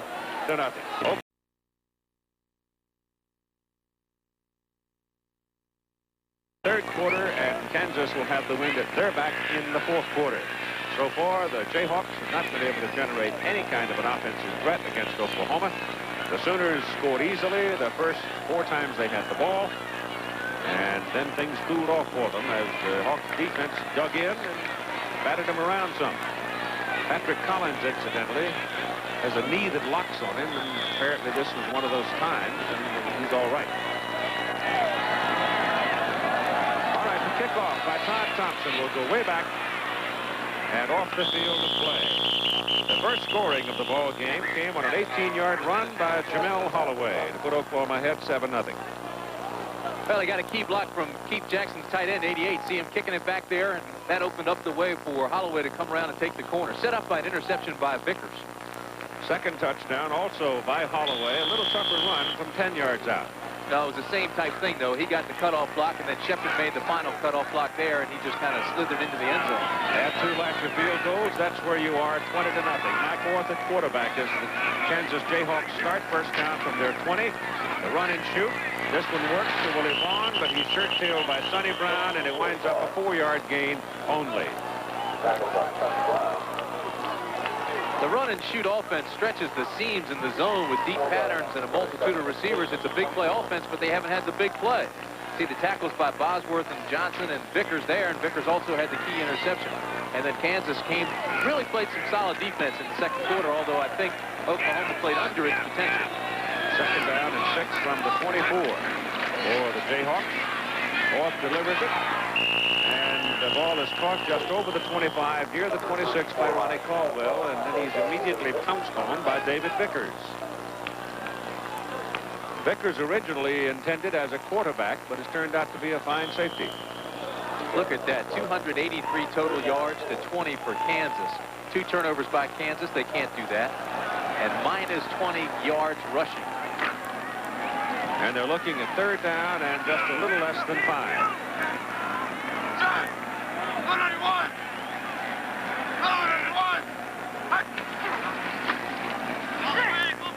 Pass to the sidelines is good for a first down up at the 32-yard line, caught by Peter Samuel. And that gets some applause from the sparse gathering on this cold afternoon, as the Jayhawks have it first down at the 32-yard line. You can't keep throwing the ball sideways. Sooner or later, you're going to have to stick one down the middle, and so far, they've had no luck in getting the ball down the middle at all.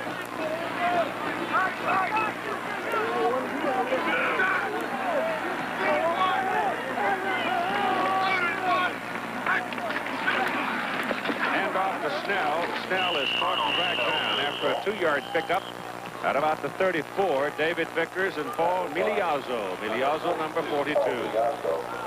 Miliazzo is a interesting linebacker. He is very good. He is a 5th-year player. He's in graduate school and very intelligent, has a high grade point average. He says because he has graduated, now is in grad school, that there is a lot less pressure on him.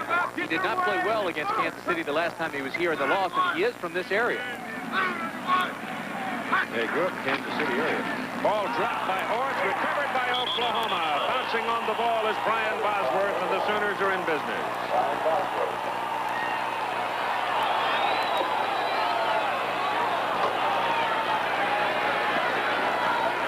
Well, again, they use the motion man. They're trying to run the linebackers out of there, or the secondary man. This time he just drops the ball, does not get a clean snap, and Bosworth comes in and makes the recovery. And it's Oklahoma first down at the Kansas 28-yard line. How do you analyze that? He just doesn't have the ball, but keeps dropping back anyway. Jamel Holloway is the quarterback. Earl Johnson is the fullback. He fumbles the football.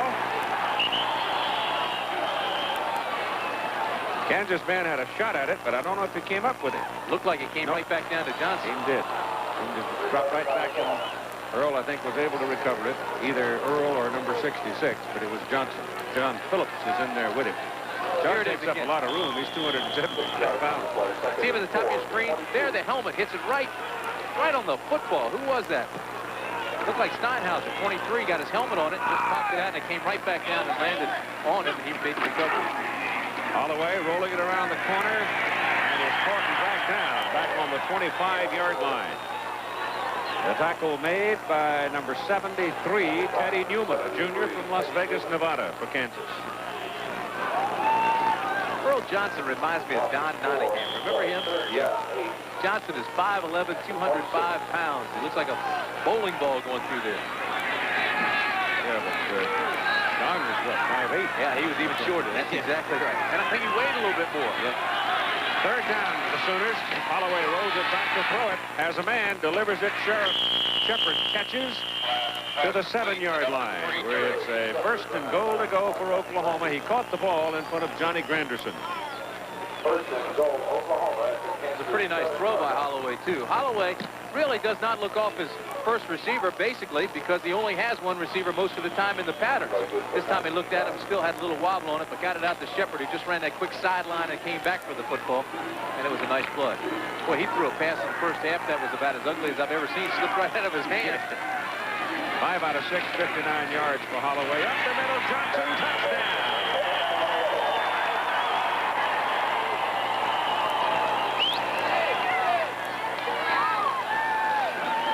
Well, it's sort of a matter of when they want to, huh? Well, they wanted to this time, and again, it was Johnson. We were just talking about him. He's 211 pounds, but he also has good speed. But, golly, you could have gotten anybody to run through that hole. It's the offensive line for Oklahoma that's doing a marvelous job today, opening up things, controlling the line of scrimmage. I also said that Holloway threw that pass in the first half, and it was Mitchell. Holloway's now 5 of 6. Extra point by Tim Lasher is good. So 11:53 to go in the third quarter, and the Oklahoma lead grows to 27-0. A cool gray afternoon in the heartland of the country, and the home folks kind of glum right now because their team is losing 27-0. 11:53 to go in the third quarter, and Oklahoma will kick off. For the first time since October 2nd, 1931, Memorial Stadium has the lights lit. The last time was against Haskell College. Under the lights, it was 6-0 that ball game. Haskell won it, and Haskell brought its own lights. Who is Haskell's most illustrative alumnus? You got me. One of them, I would say. A fellow named Thorpe. Oh, he was from Carlisle. Yes, he was. He played his collegiate ball at Carlisle, but he was educated originally at Haskell Indian College. Yep. Sooners kick it off. They've got to hold it because the wind keeps blowing it off the tee. And once again, Thompson has 3 as he knocks it all the way down and through the uprights. Now let's join Jim Lampley in New York. All right, given the unlikelihood that Kansas is going to threaten Oklahoma, trailing as they are 27-0 in the third quarter, we're going to switch you now to Baton Rouge, Louisiana for a highly competitive game between Mississippi and LSU. First, before we take you down there, we want to show you the LSU touchdown, which has brought the Tigers from 21-9, their halftime deficit, to within 21-16, a 29-yard touchdown pass from Tom Hodson to Wendell Davis. In the first half, each team scored 3 times, the difference being that the Rebels scored 3 TDs, as Mark Young, their quarterback, had a big half, passing for 158 yards. LSU was able to get only 3 field goals, and we are going to take you back to Baton Rouge, where Mississippi hasn't won for 18 years, immediately after this commercial message.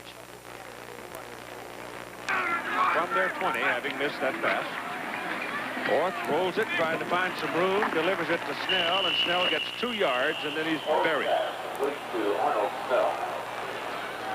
How many first downs does Kansas have? They've got 2 first downs in the ball game.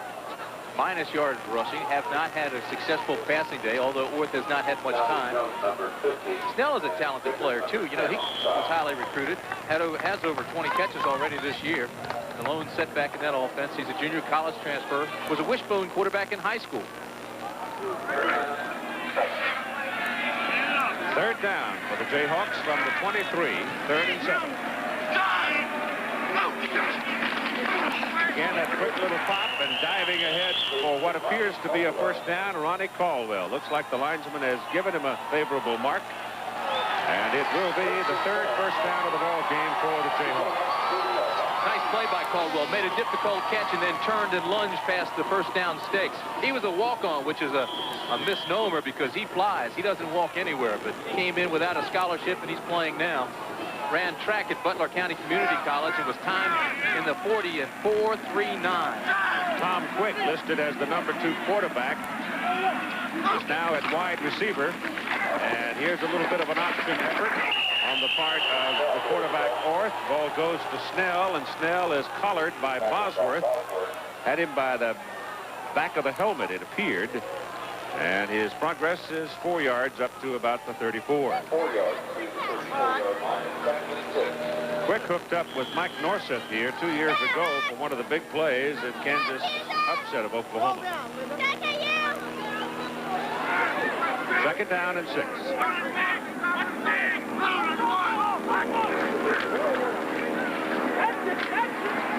Pops it, now throws it, and it's caught by number 80, Rodney Harris, for another Jayhawk first down. I thought he was going to lose it because he took the time to pump it, trying to free his receiver, but he was able to stay clear of the pressure. And you could hear the coaches screaming, there he is, there he is. He rolled right to avoid the pressure and threw on the run. Now, that has to take a strong arm to get it like that when you're planted, throwing off the wrong foot across your body. But Harris came clear and really skated with it. When he saw that he was flanking out of the pocket, he kind of rolled with it. And they've got a first down at their 44.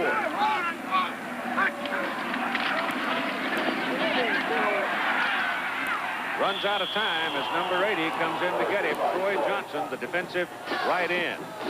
The ends have had it pretty much their way today, particularly the end coming from the right side defensively. He was about to get sacked, and as he was going down, Orth bumped into his own man, offensive tackle Bill Hundelt. I thought he was going to hand him the ball. That would have been interesting. Hundelt's only a freshman, but he's 6'5", 260 pounds. Scott Garl is in defensively for Oklahoma, and David Vickers comes out in the secondary. It's 2nd down and about 18. Set up a screen here for Snell, but Bosworth once again is there to spoil it.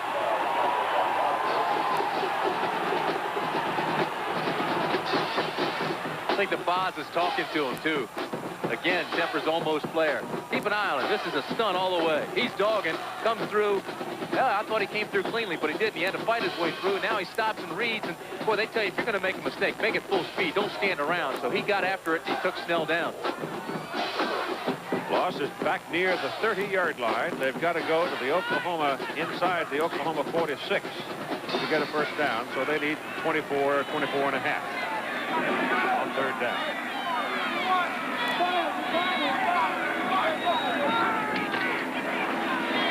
Option down the line. Snell, no place to go. Sonny Brown is over there and drops him inside the 30, back to the 28. And now Kansas has to punt into the wind, and once again, Oklahoma is almost certain to get good field position out of it. Boy, you just don't play it any better than that. They use that motion man to find out if it's man or zone defense. It was zone, nobody moved. Brown saw it coming, he even yelled it out and waved for the other guys to come over that way, and they came up and made the play. Derek White is now the deep man for Oklahoma as Reed comes in to punt. Gets it out. And the ball is fair caught just across midfield by Ricky Dixon. It was a 22-yard punt. That's what the wind can do to it. It's a gleaming, as Tim said, here at Memorial Stadium on the university campus in Lawrence. And Oklahoma owns the football at the Kansas 49-yard line, first down, leading by a score of 27-0. And Jamel Holloway is back in at quarterback. He's been sharing the time today with Eric Mitchell. Hands the ball off to Spencer Tillman. And Spencer Tillman reaches the 28-yard line of Kansas. Brought down by Undra Lofton. It's another Sooner first down. Power football, power football. You know, we asked Barry Switzer yesterday, how do you defend against the Oklahoma power wishbone? And he said, well, you have better people. Better people can stop it, and that's it. And right now, Oklahoma has the better people. Better athletes. Carrying is Anthony Stafford. You always know what I mean. The sophomore out of St. Louis, slashing speed. He's just inside the 25 with that carry at 7.5 minutes to go in the third quarter. Doing the games like being out with Janet. Second down and 6.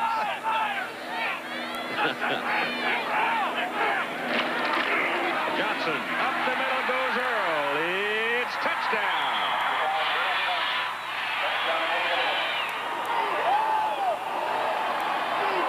Gaping hole in the middle, split the secondary, and Earl Johnson's speed carried him into the end zone.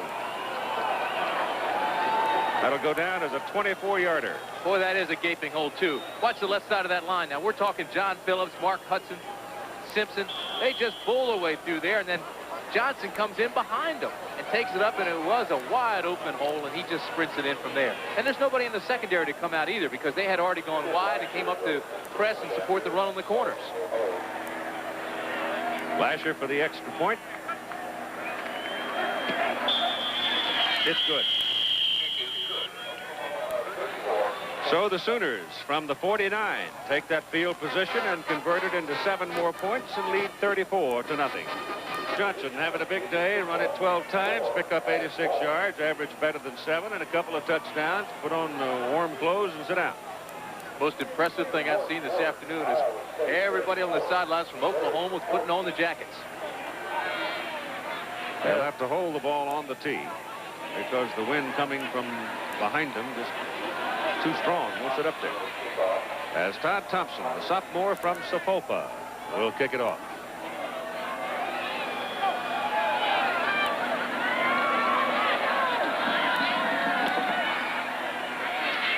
Scott Schreiner will take it in the end zone and will not return it. 6 yards deep, nothing going there, so he'll at least accept the spot at the 20. At 7:09 to play in the third quarter. You have to start looking down the road. Oklahoma will be 7-1 after today. They'll be 8-1 before they meet Colorado, which could be for the Big 8 title, and then Nebraska, of course, the week after that. And they've got serious snow in Lincoln, Nebraska today. First down from the 20 for the Jayhawks.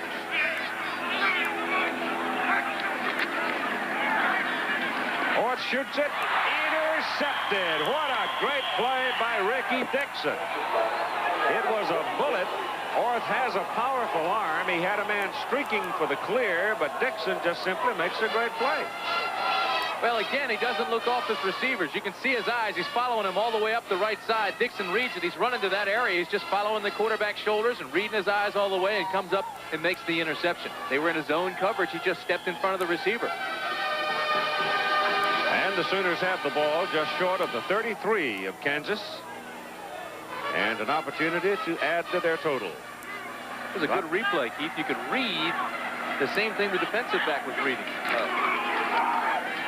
Coming around on the reverse. This is Keith Jackson. And he is gone. Touchdown, Oklahoma. Keith Jackson.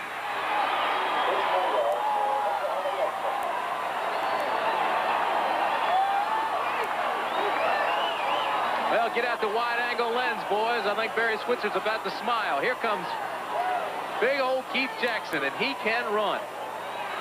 It's not unusual to see him take this reverse. He did it against Nebraska, ran it for a touchdown, but it is unusual to see a guy that's 6'3", 240 pounds run with that speed and that agility. Made some nice cuts in there, cut inside 2 blocks, took it down the sidelines for the touchdown. Lasher will attempt the extra point. Lasher in for another extra point try. And again, it's good. The kick is good. Oklahoma scores 14 points in 14 seconds and lead 41-0. This is Coach Balacenti's house. They're really in the spirit of things here. Let's see what's going on. Trick or treat. Oh, boy. Hi, Coach. Al, how are you? What do you got for me tonight? Well, this is what we're giving out tonight, Al. Right here. Here you Super. Okay. How you been doing? Doing very well. Good. Thanks. Bye-bye. See you, Al. Take care. Al, you need to take that back because Bob's going to need some of that and a big spoon tonight after this because his Halloween has turned into something of a nightmare. 41-0, and we've got 6:55 to play in the third quarter. He's been tricked and not treated. Again, it's Schreiner deep, and again, it's Thompson kicking off.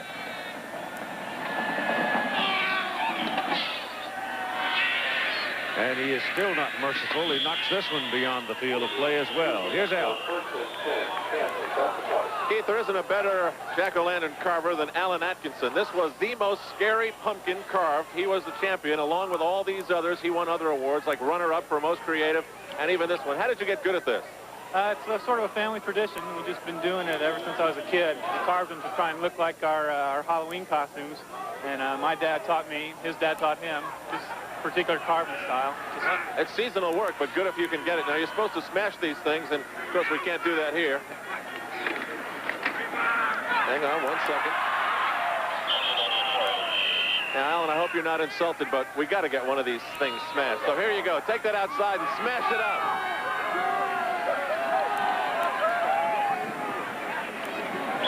I want that one in the lower left. It looks like one of my cousins.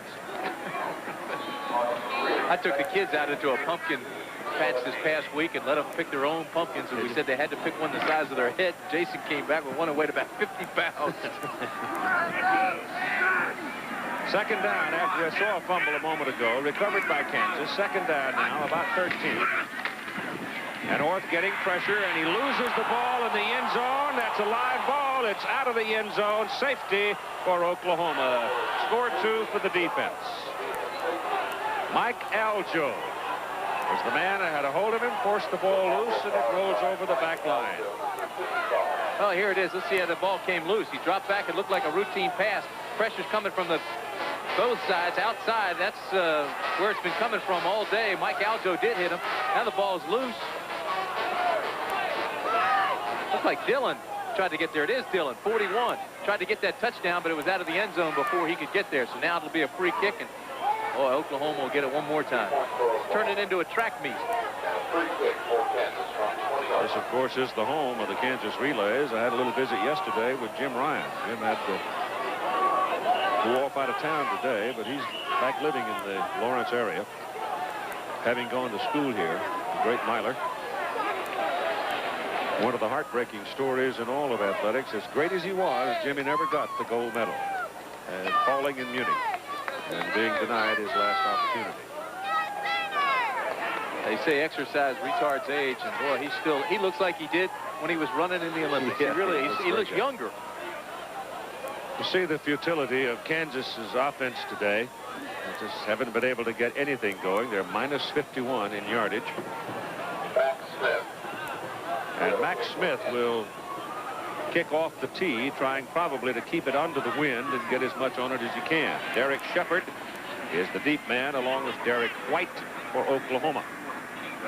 To steal the old line from Davey Nelson, we may have to start measuring this game instead of yardage in mileage. Down the middle it goes, and it's fielded by Derek Shepard. He picks it off, makes his turn at the 27, gets a hole up the middle, and it's a foot race to the corner. And he has finally run out of bounds on the far side by Max Smith, the kicker. Out at the 13-yard line. 50-yard return by Derek Shepard. Oklahoma has speed everywhere you turn. This is not a good kick, and it's a very difficult kick to field. Looks like a knuckleball. But Shepard takes it up the right side. They've got a right return. But now his instincts take over. See him cut against the grain, plants that right foot twice, and pushes off of it almost at a right angle. Now he's going all the way across. It was a foot race, as you said, but still the tackle's not made. Just his momentum carries him out of bounds. Eric Mitchell is the quarterback with Stafford, Anderson, Smitherman in the backfield. Smitherman, Don, number 24. They take it inside with Anderson, who started today at fullback. They have not played Lydell Carr. I'd hoped they wouldn't have to, and at this juncture, they won't have to. And the other fullback, Perry, did not make the trip. They've got a couple of tough ball games down the road at Colorado and at Nebraska.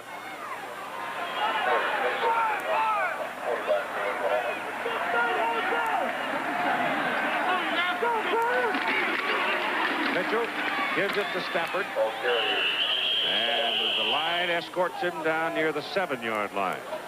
Oklahoma along the front. Phillips 275, and this is the first unit I'm giving you.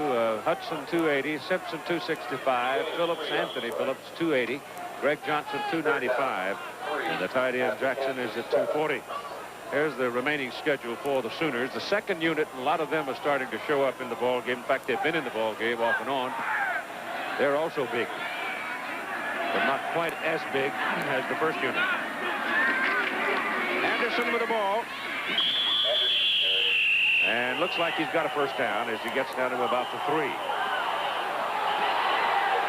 And we've got a pretty good scuffle going. Well, this is silly. They've been trying to have fist fights. Look at Barry pulling people out of there. His players. He's upset with his players. He doesn't want them in there. They started fighting back in the first quarter. And it just seems a silly thing to do because Oklahoma, Bosworth on a couple of occasions was involved in early fracas early on. But Barry immediately onto the field, and this is something he doesn't like. There will be a lecture going home about this. And I doubt very seriously if you'll see the tight end there, Parham, back in the ball game, too, because he came up and the play had ended, and he threw a punch at the secondary guy. Now, I don't know who threw the first one, but I did see that one. It was flagrant. That's the one the official saw. It's also the one that Barry saw, and I doubt if he'll get back into it. Rick Clayton, I think, was the one involved in it.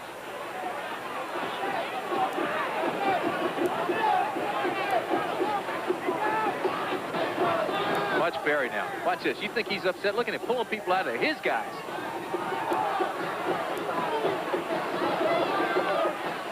Well, I never run across a greater competitor than Switzer. He played as a little guy for Frank Broyles down at Arkansas, but unsportsmanlike conduct. Both teams, 2 players each team disqualified. So 2 on each side kicked out of the ball game. Unsportsmanlike conduct on Kansas. Referee will go across and give the coaches the numbers of the 2 players on each side, John Laurie being the referee, so he's gone over to the Kansas side now to pass on the information. Parham certainly is one of those. And Clayton, you have to believe, for Clayton Kansas. is gone, yep. It might have been Stafford. He came to the sidelines, but I understand the Kansas frustration here, but it's been sort of a feisty social gathering from the outset by both sides. You know, the thing is, too, if you get in a fist fight with a football uniform on, you end up hurting your own hand. Really silly. Yeah, you're hitting helmets, you're hitting shoulder pads, and your hand gets bruised. The only way to have any success is if you grab the face mask and come under it. They don't let you do that, and so the fighting is silly. I mean, it'd be silly anyway, but hard to understand. Well, we've got order restored now with 4 players ejected from the game, and Oklahoma owns the ball. First down and goal from the 3. Earl Johnson, Don Smitherman, and Rodney Anderson lined up behind Eric Mitchell. Go to Anderson, touchdown for the Sooners.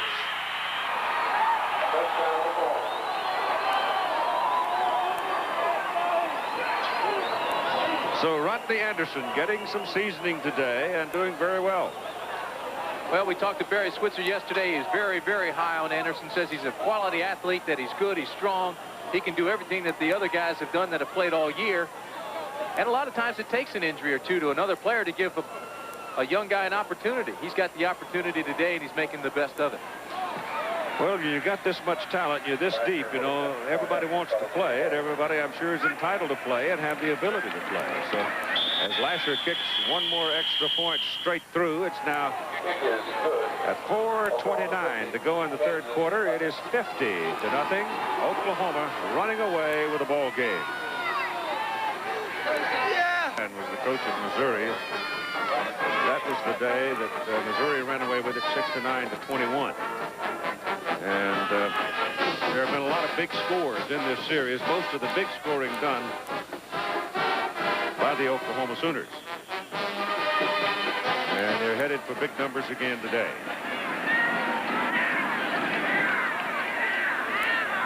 What I started to talk about is the ball is kicked again beyond the field of play.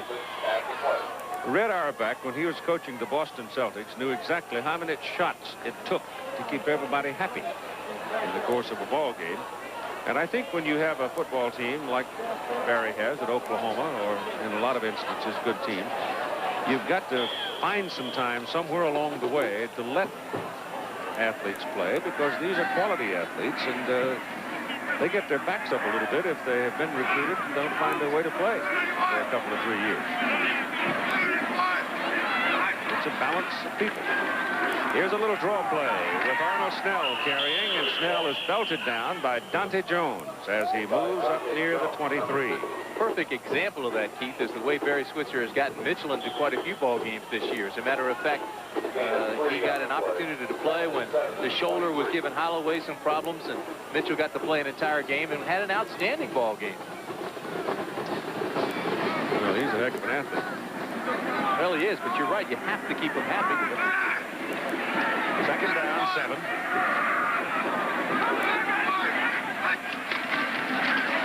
Snell again to the outside.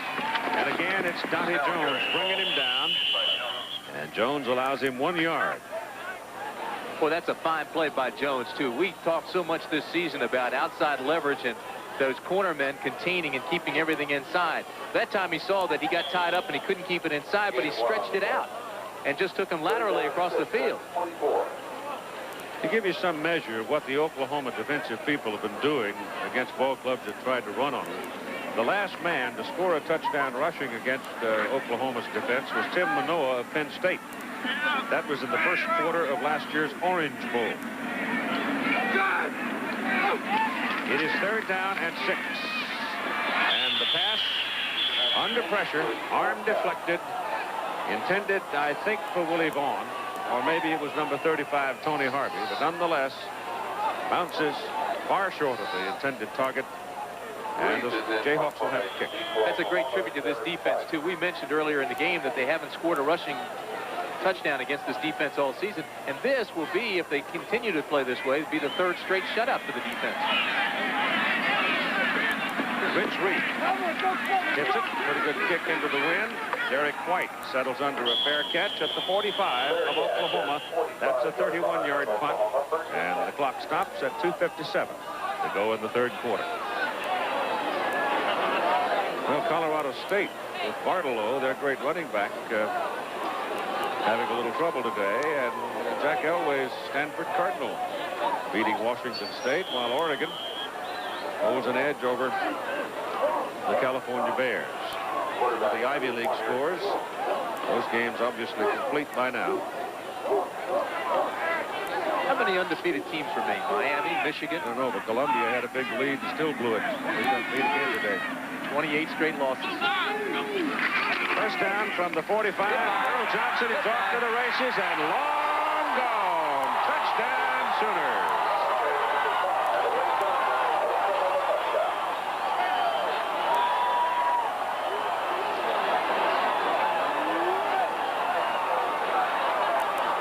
Well, here he goes again. Nobody in the secondary. They're loading up. They had 7 guys on the line of scrimmage. The secondary took the outside route, expecting the option on the corner, and there is no option on the corner. It's straight ahead. And boy, he just explodes. He's got good speed up through there. But you can't sacrifice. You can't lull, especially in a game like this. You're being embarrassed already. You don't want to give up things. You don't want to guess and run yourself out. You can see Ziegler at the top of your screen. Went over. He was expecting to pitch the option on the corner and just ran himself out of the play. Johnson's last 3 carries, 82 yards, 3 touchdowns, and the extra point try is blocked by Eldridge Avery. Big tackle. So they finally snap his string. That's his first miss of the season. And there's a penalty flag, so he may get another chance. What'd you call? Offside? It's a foul on Kansas. And so Lasher will have a chance to redo it. Defense, replay, extra point. No, he has not had his string broken. Well, you can't fault Kansas for that. They're easier to block when you come off sides.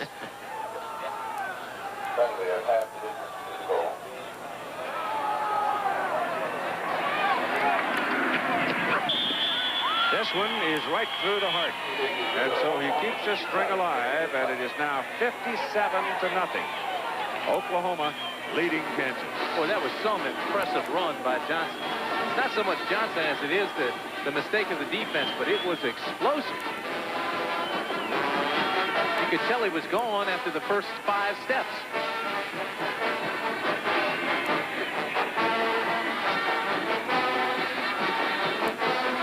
I think maybe the kids in the band are going to be looking for the musicians union. They got him perched up there with that cold wind whipping down on them, and they've been tootling away all afternoon.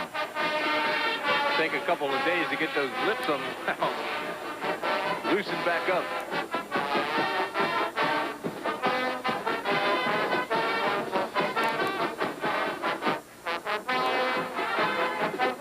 They're good, though. They're fun. The people out here in Kansas have been very congenial to us. Fine folks. Pretty campus, too. How naive was I to think that Kansas was flat all the way through? Came out here, and this campus is beautiful and hilly. Thompson, the high hanger, that'll carry it to the end zone, and fumbled there by Schreiner. Got to cover it, and he'll put it down. Down in the end zone, 1st and 10 Kansas. Now Al Trentway. Keith, of course, you remember Oklahoma, the 1985 Orange Bowl, and the Sooner Schooner came out on the field. Well, that brought all kinds of problems. Here are the guys to blame. They operate the Sooner Schooner, but they're dedicated fans. They pay all their expenses out of their own pocket. But there's only one problem here in Kansas. There's no schooner for them to operate. So they're going to reenact what it would be like if it was here. Guys, go ahead. Go ahead.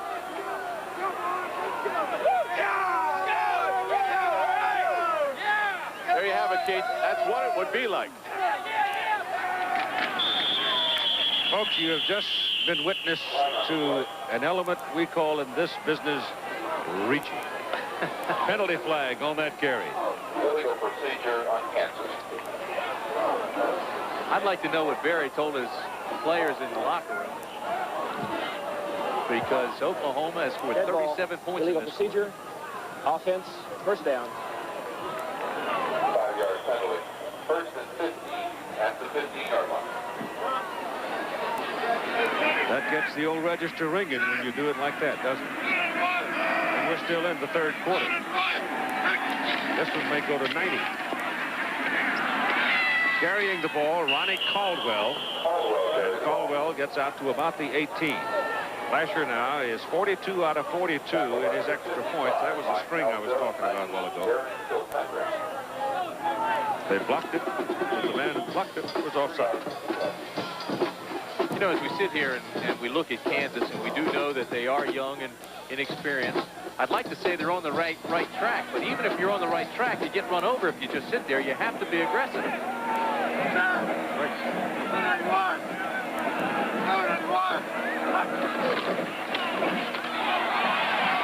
Vaughn trying to get some help behind the line of scrimmage, and he gets back to about the 16 before he is finally taken down by Kenneth McMichael, number 17 for Oklahoma.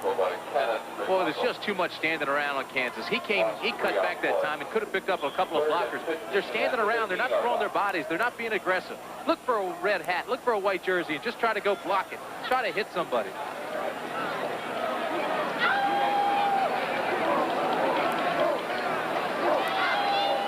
Wow. 457 yards to 17.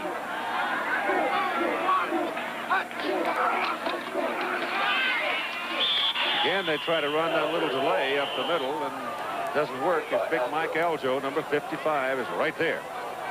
Aljo was the man that separated the ball and created the safety a few minutes ago for Oklahoma. So the clock shows about a minute to go in the third quarter now, and Kansas will have to kick it from inside the 5, and Oklahoma should get possession probably inside the 40. Derek White is the deep man.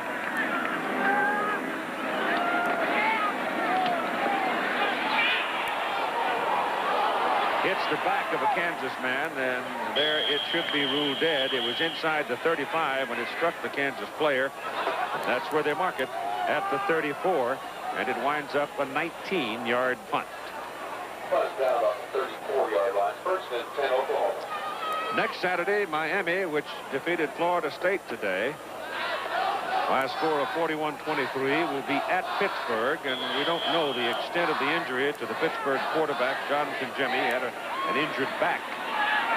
And without Congemi, I'm not sure that Pitt will be terribly competitive for Miami.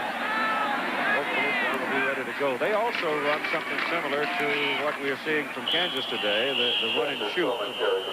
They do score some points out of it. It's identical, and Congemi runs it very well. They had 59 points they scored last week. They did have some trouble today, and you mentioned that Congemi was hurt. But, you know, Pitt is the last team that really, I think, has a shot at Miami, because after that it's Tulsa and North Carolina, or East Carolina, rather, and I'm not so sure either one really has the personnel that Miami has.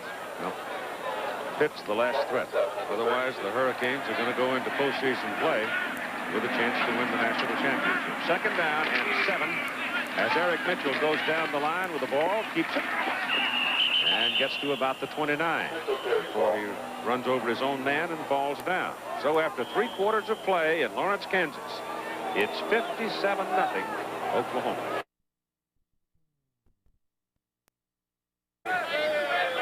Well, they can afford to relax on the Oklahoma side because the issue has long since been resolved. Oklahoma's football at the 29-yard line of Kansas, third down and 4.5 for the Sooners. Keith, this is a really big day for a lot of high school athletes that have aspirations of playing college football. Today was the day of the SAT exams. They need 700 in Proposition 48 to qualify. Mitchell drills Derek Shepard with the pass. That'll be good for a first down just inside the 20-yard line. Third quarter stats. Yeah, you see it in blue. Rushing yards, 404 for Oklahoma, minus 47 for Kansas. That tells you the story right there. Nothing fancy about it, nothing to analyze.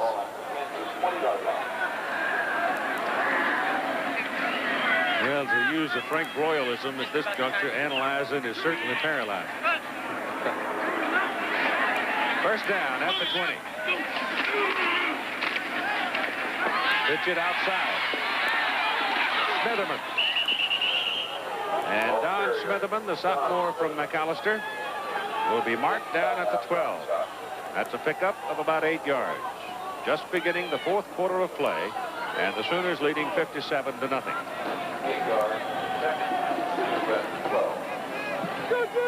Carl Cavendish goes in at a wide receiver spot now. I played the game like this one time when I was at Maryland against Penn State. We lost 63-28. Felt like a week, didn't it? Felt like a week to get home. Oklahoma jump. tell you a true story. I was a sophomore, and then freshmen weren't eligible, so I was relatively inexperienced. They kept running that tight end across the middle, and I kept chasing him. He kept catching it. He kept running out of bounds. And Roy Lester was the coach at Maryland, and I heard him as I ran out of bounds on the Maryland side. He was yelling to the defensive coordinator, "Get Brant out of there!" And the defensive coordinator says, "That's all we have left. Brant's all we have left." And he says, "Well, get an offensive guy over there to play defense, but get Brant out of there." Dead ball. Illegal procedure. Offense. Second down. Comes back to the 17.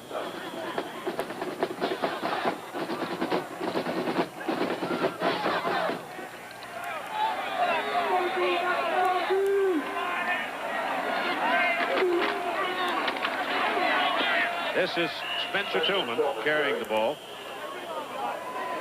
Ross is in the lineup as well. He's in there at a wide receiver position right now, listed as a running back, but he's in at wide receiver right now. You know, though, Keith, it's things like that that really teach you football. We all learn football different ways.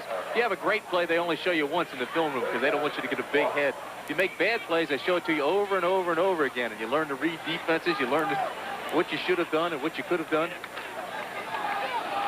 Ball is on the 11, third down. They need a yard and a half for their first down.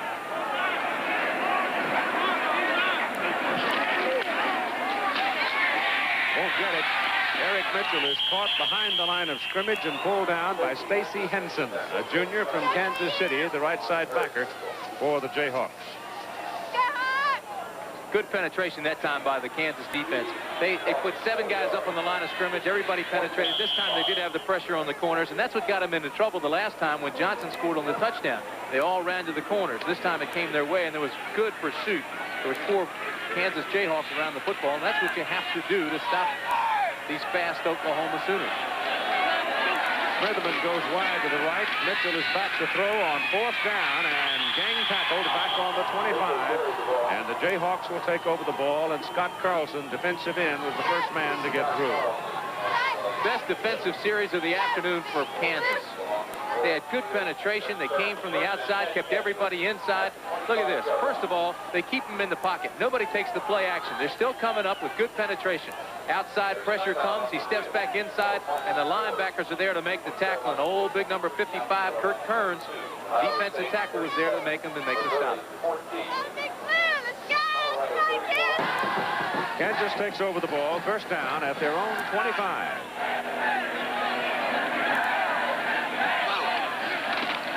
Mike Orth gets a little more time to throw, goes deep down the middle. It is caught. Pass is good to Taylor Samuel. If he doesn't lose his balance and fall down, he scores. 5'9", 160 pounds, junior college transfer. Qualifies as one of the fastest players on the roster. Speedy, skill position player. Runs the 100 in 10-2. Makes an outstanding catch. Look at that. Good body control and concentration. He almost lost it on the way down, but regained his grip on the football and took it down with it. But you're right. If he keeps his feet, he scores. That 37-yard pickup is the longest pass play of the season. Handed inside to Snell, and I don't think he got a thing out of that.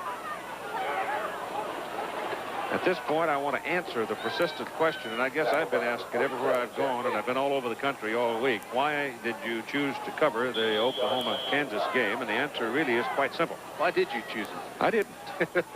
But the point is that ABC's contract is with the CFA, and the game, I am sure, under other circumstances that would have been covered today was Auburn at Florida, because Auburn was one of the undefeated teams. Here is Orr throwing the ball, and it's caught by Caldwell. Caldwell picks up about 5 yards on the play. But the point is, Florida's on probation, not available. So you discount that one. You look at Nebraska, Kansas State among the games available. Nebraska lost last week. That is now 38-0 ball game in that one, and they've had a blizzard up there. So you start looking around as to what existed and what was available. You came up with 2 choices: Ole Miss, LSU, which is being shown in the Southeast and now over much of the country because this one is decided, and Oklahoma, Kansas. Very simply, that's why we're here. Pass is away.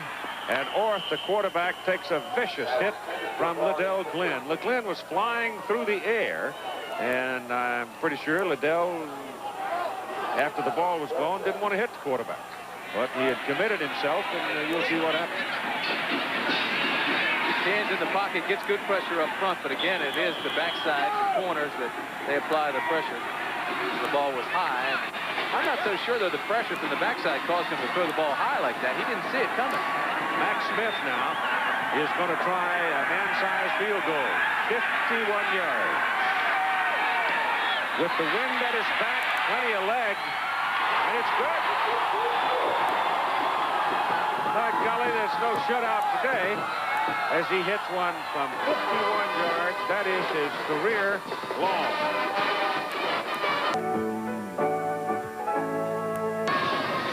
Smith will now kick off. Earl Johnson and Don Smitherman are the deep people. And the Oklahoma defense probably going to be grouchy now that they've had their shutout spoiled. And Smith has knocked this one out of town. That'll come back to the 20. I think the adrenaline's pumping through his veins. Boy, he's excited. This is a true freshman. Now, there is wind at his back, but he put a strong leg into it. It could have been good from 65 yards. Now, he's a youngster. He was watching Oklahoma play on television when he was in high school last year. 18 years old. Comes in here today, 51-yard field goal. Obviously, his longest. He had only made one field goal prior to this game.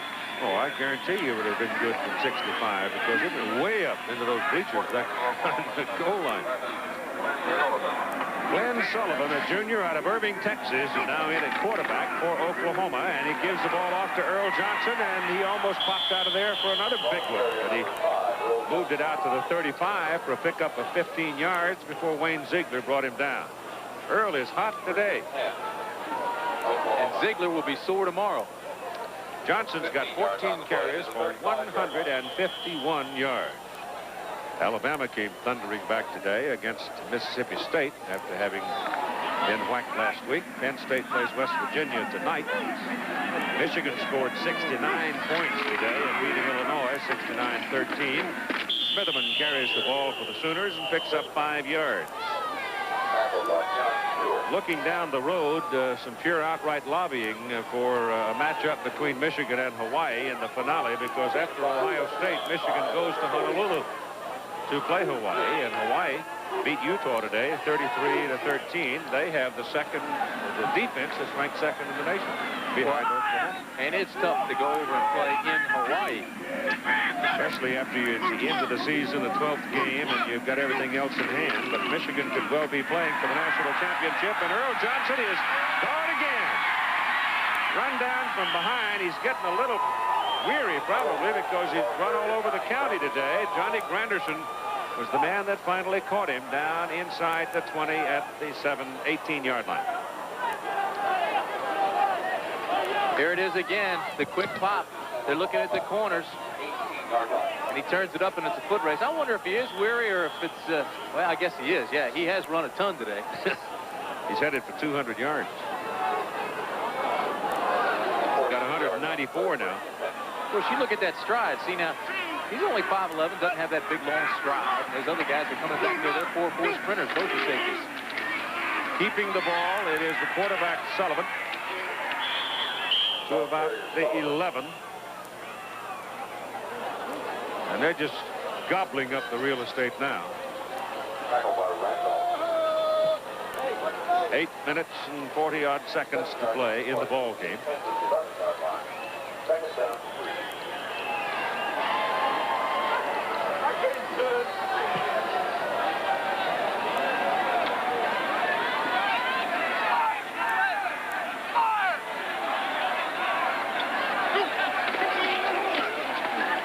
Handed to number 24, Smitherman, and the sophomore out of McAllister is going to be close to a first down for the Sooners inside the 10. These fans get a lot of credit for staying out here because it is really cold now. The wind is still blowing, and they're sitting here and bearing it out. Kansas man shaken up, number 90, hurt on the play. That's Eldridge Avery. Let's spend a moment with Al Troutwig. First down. Well, Keith, in the much talked about category of strangest non-football related facilities in a football facility, this has got to be number 1. At Memorial Stadium, you're looking at a 40-year-old wind tunnel that they don't use anymore because they have some better facilities now at Kansas. Here's an old wing that they used to test the aerodynamics of. It's gone by way of the old black and white camera. Certainly, I tried to get this thing to blow out some warm air, but it doesn't work anymore on this cold day. Back to you.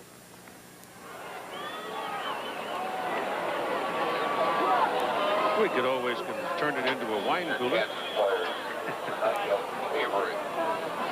You know Al's cold. You know Billy Edwards is cold down on the sidelines. Got news for you. They got company. 8 minutes to go in the ball game. It is a first down for the Sooners. First and goal from the 7. And it's Johnson pounding to the 2 before he finally caves in under the load of blue jerseys. And look who gets off the bottom of that pile, number 18, Wayne Ziegler. He's played a tremendous game for Kansas today at safety. He's an interesting guy. He's got a 3.3 grade point average in personnel administration. He hadn't been able to really work with the personnel here this afternoon, but he's played a marvelous game.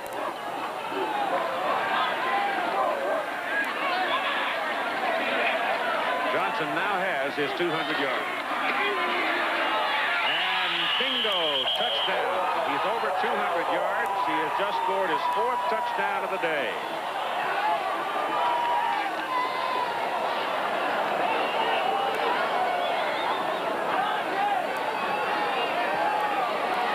So Big Earl is making up for what he missed during his career. All those injuries. Looking back over the Kansas football history, you know that they had one 10-0 season. And you know who coached Kansas for that 10-0 season? He was only here 1 year. Fielding Yost, before he went to Michigan.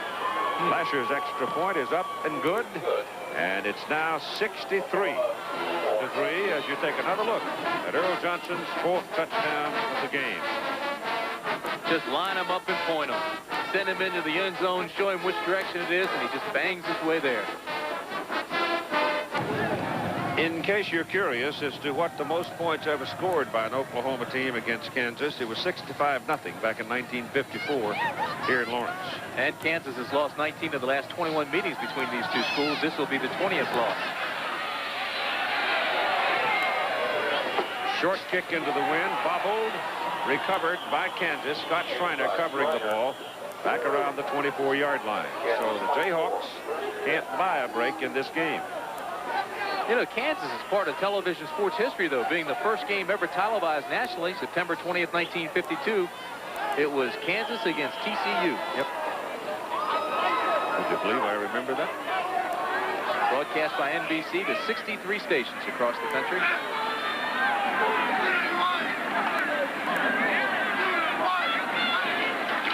Orth back to throw. Pressure coming from the backside. Carrying the ball is Snell. Fumble, looks like Oklahoma has it. Oklahoma's claiming it, and they've got it. So just like that, Kansas turns it over again. And it's becoming an absolute crusher for the Jayhawks. Brad McBride had the ball for the Sooners. And as many games as these young players at Kansas win, they will forever remember this game, because you always remember the ones where you took a licking and were embarrassed. See the right hand? Just strips him clean of it right there. Now the ball's on the ground. Here comes the play, and all of a sudden he's right on top of it. Who was that? McBride. That ball popping around as the quarterback Sullivan goes down. Kansas comes up with a recovery. So they swap turnover. Undra Lofton came up with that loose ball as Sullivan was hit, turning back into they never did have control. Came off, watch him come off the snap. That ball squirting around like a hot potato. Right here, he loses it. This is what the coaches really dread, though, because once the game gets out of hand like this, then things get sloppy, the teams get out of rhythm, and it's tough to get back. And people get hurt. Fatigue. When you get tired, that's when you get hurt most of the time.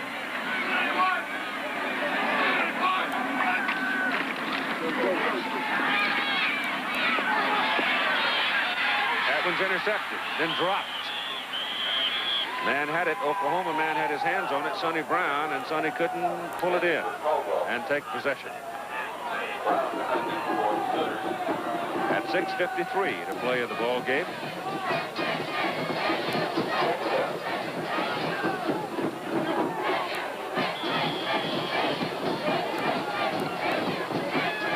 That's what we told you about 2 minutes ago. Have they been holding hands the whole game? Kansas in the huddle?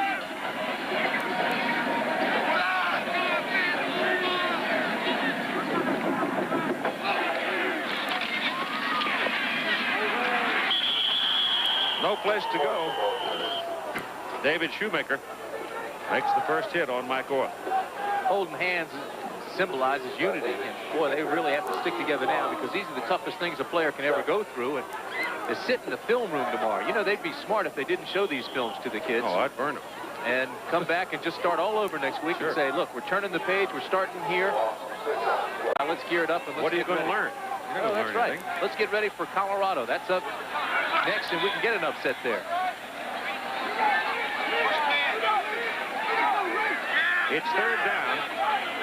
Ball back at the 22. They've got to go to the 38 for their first down. Ball is too high, intended for number 27, Mark Lesher. And he had no chance to make the catch, and so it's fourth down. Head coach Bob Belicenti in his first year as head coach, after serving as an assistant for, what, 23 years on both the college and the pro levels. He's worked hard for this opportunity. He was at Cornell, Cincinnati, Arizona, Mississippi State, and the Baltimore Colts. Florida upsetting Auburn today, 18-17. And Ole Miss leading LSU 21-19. The punt is away. And Derek White makes the fair catch back around the 32-yard line with 5 minutes and 56 seconds to play in the ball game.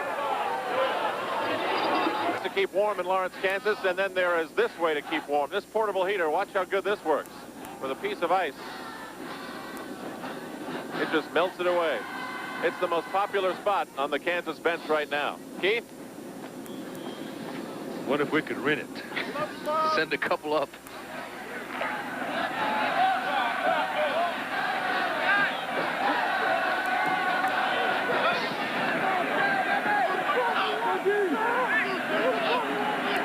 From the 32, Sullivan hands the ball off to Eric Brock, who is a sophomore out of Houston, in at a running back spot. He had played earlier as a wide receiver, and he picks up about 4 yards. Ross had a tough time getting a hold of that football. It bounced around on his chest for a second there, and he finally tucked it away. Oklahoma now with 507 yards rushing. Kansas minus 54. This is Rodney Anderson.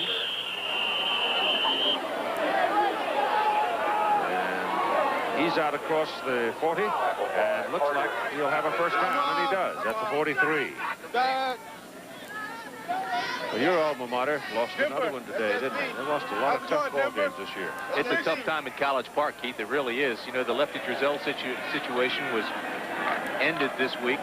Bob Wade is the new coach at Maryland. Lefty resigned. Dick Dull had resigned earlier. There is speculation that Bobby Ross may leave at the end of the season. So it's a time of turmoil and transition in College Park. Colorado State defeated today by San Diego State.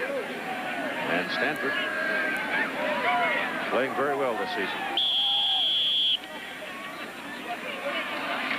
5 minutes remaining in the ball game.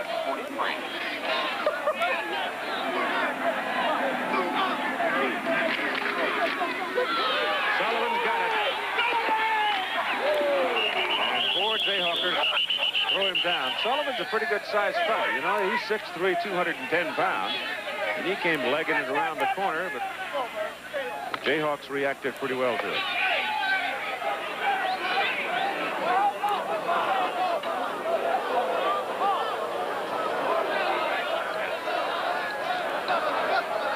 Well, tomorrow's another day, and I'm sure a lot of these Kansas players will go home tonight and realize that the game that seemed so all-important this afternoon really wasn't that all-important after all. They go back to classes this week, get back to life, see their family, their friends. And sun comes up in the morning. Look toward Colorado. That's right.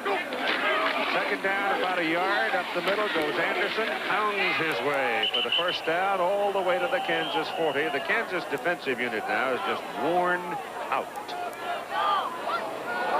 So Oklahoma can pretty much have their way for the next 4 minutes. Oklahoma's pretty much had its way all day. Yeah, but so often people will pick up the paper tomorrow and say, oh, look, Barry Switzer ran up the score against Kansas. That's not the case. No, he's played everybody. Yep. Sure, he has. And played people at different positions that they're not normally used to playing. This is Sullivan. Penalty flag goes down. Sullivan headed for the end zone, but I think this one comes back.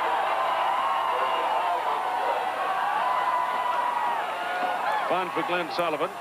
Number 3 quarterback has had very little playing time up to here. And the play is going to come back.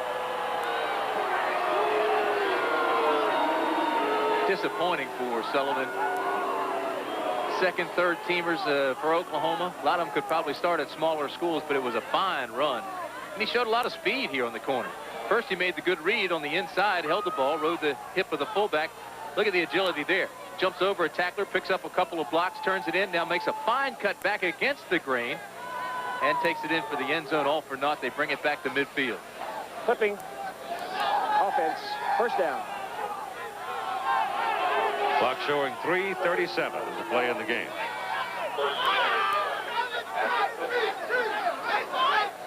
A&M stays alive.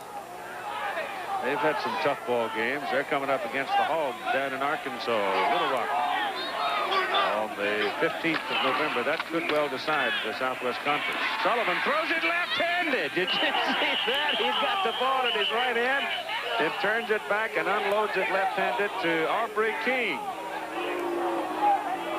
And they're going to bring it back because I think he was out of bounds. Either that or he juggled it all the way down. Oh, I'd put it back up, let him have the catch just for effort. Watch this. That's a good pass left-handed. And I think he made the catch, too. I think his left foot was, absolutely. His left foot was in. Yep, it was. Only need 1 foot in college. That foot was in. He made the catch and then rolled out of bounds.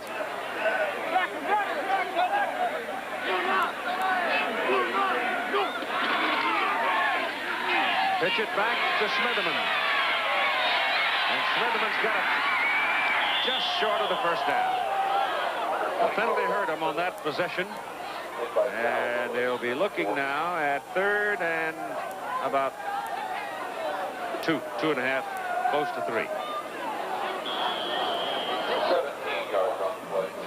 You know, sometimes having this much talent can hurt you, though. When you go out and you're a top prospect, a blue chipper in high school right now, and Barry comes to recruit you, and you're seeing this game on television, you got to say, hey, wait a minute, I may never play if I come there. They're loaded.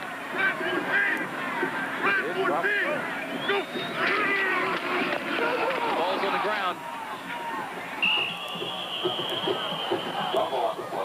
The quarterback and the up man banging together and lost control and did not get much out of that, but I guess they got a yard out of it, so they're 4th down. And a yard, 2 yards. 4th and 2.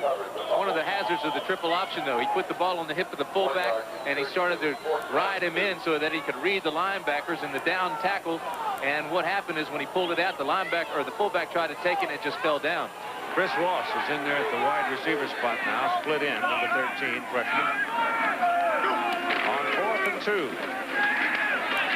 Smitherman picks up the first down as he crosses the 30 to the 29.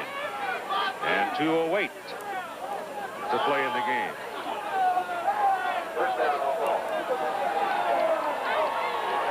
Smitherman has quick feet. He was putting them down and bringing them up like he was running through a field of tulips and didn't want to hurt any of the pedals.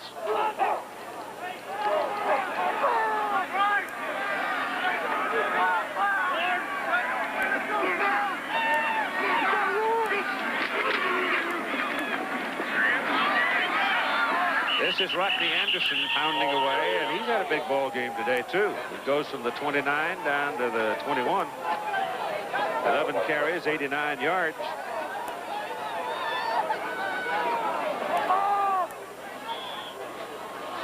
Bob Valicente. Boy, he's an awfully nice guy. I spent the afternoon with him yesterday, and he's having a long afternoon here today. He said playing Oklahoma would be going like 60 guys with swords coming after him. He said he would have to trick them. It didn't work. Sullivan is thrown out of bounds around the 18-yard line. Leon Perry, I am sure, has watched the game today.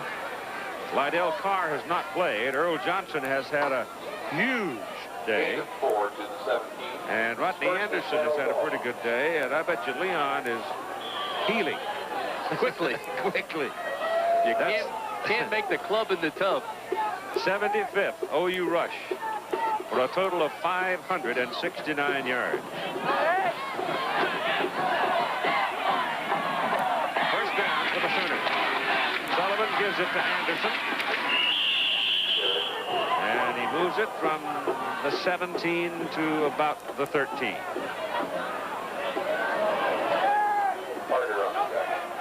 Johnson over 200 yards today. 203 to be exact. 4 touchdowns. The record for Oklahoma is Greg Pruitt, who had 294 back in 1971 against Kansas State. There goes Smitherman inside the 10, twisting to the 9.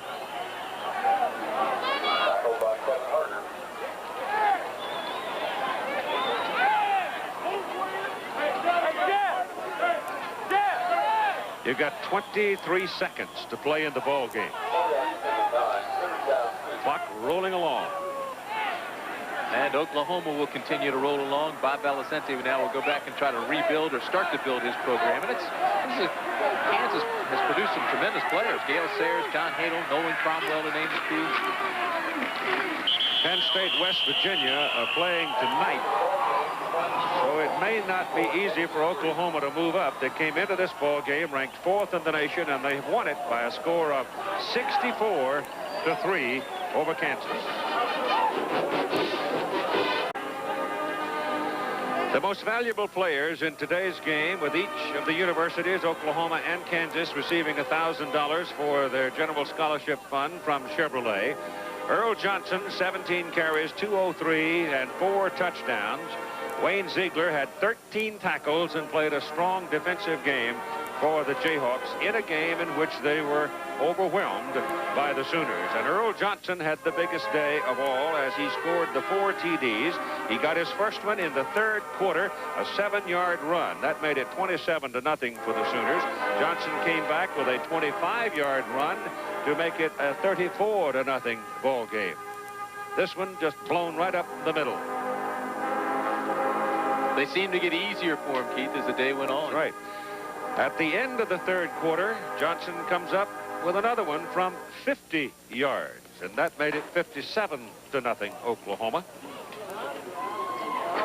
And then in the 4th quarter, Earl Johnson from 3 yards out, that made it 64-3, and that is your final score. This ABC Sports exclusive has been brought to you by Mr. Goodwrench. No one knows your GM car better than Mr. Goodwrench. No one. By Howard Johnson, Hotels and Lodges. By Valvoline Motor Oil, where motor oil is not just motor oil. And by Cigna, a leader in insurance, health care, employee benefits, and financial service. Stay tuned now for updated highlights and scores of today's football action on College Football Scoreboard. Travel arrangements made through and promotional fee paid by United Airlines. United flies more people to Hawaii than any other airline. Nobody knows Hawaii like United. Oklahoma continues to march along in this ABC Sports presentation.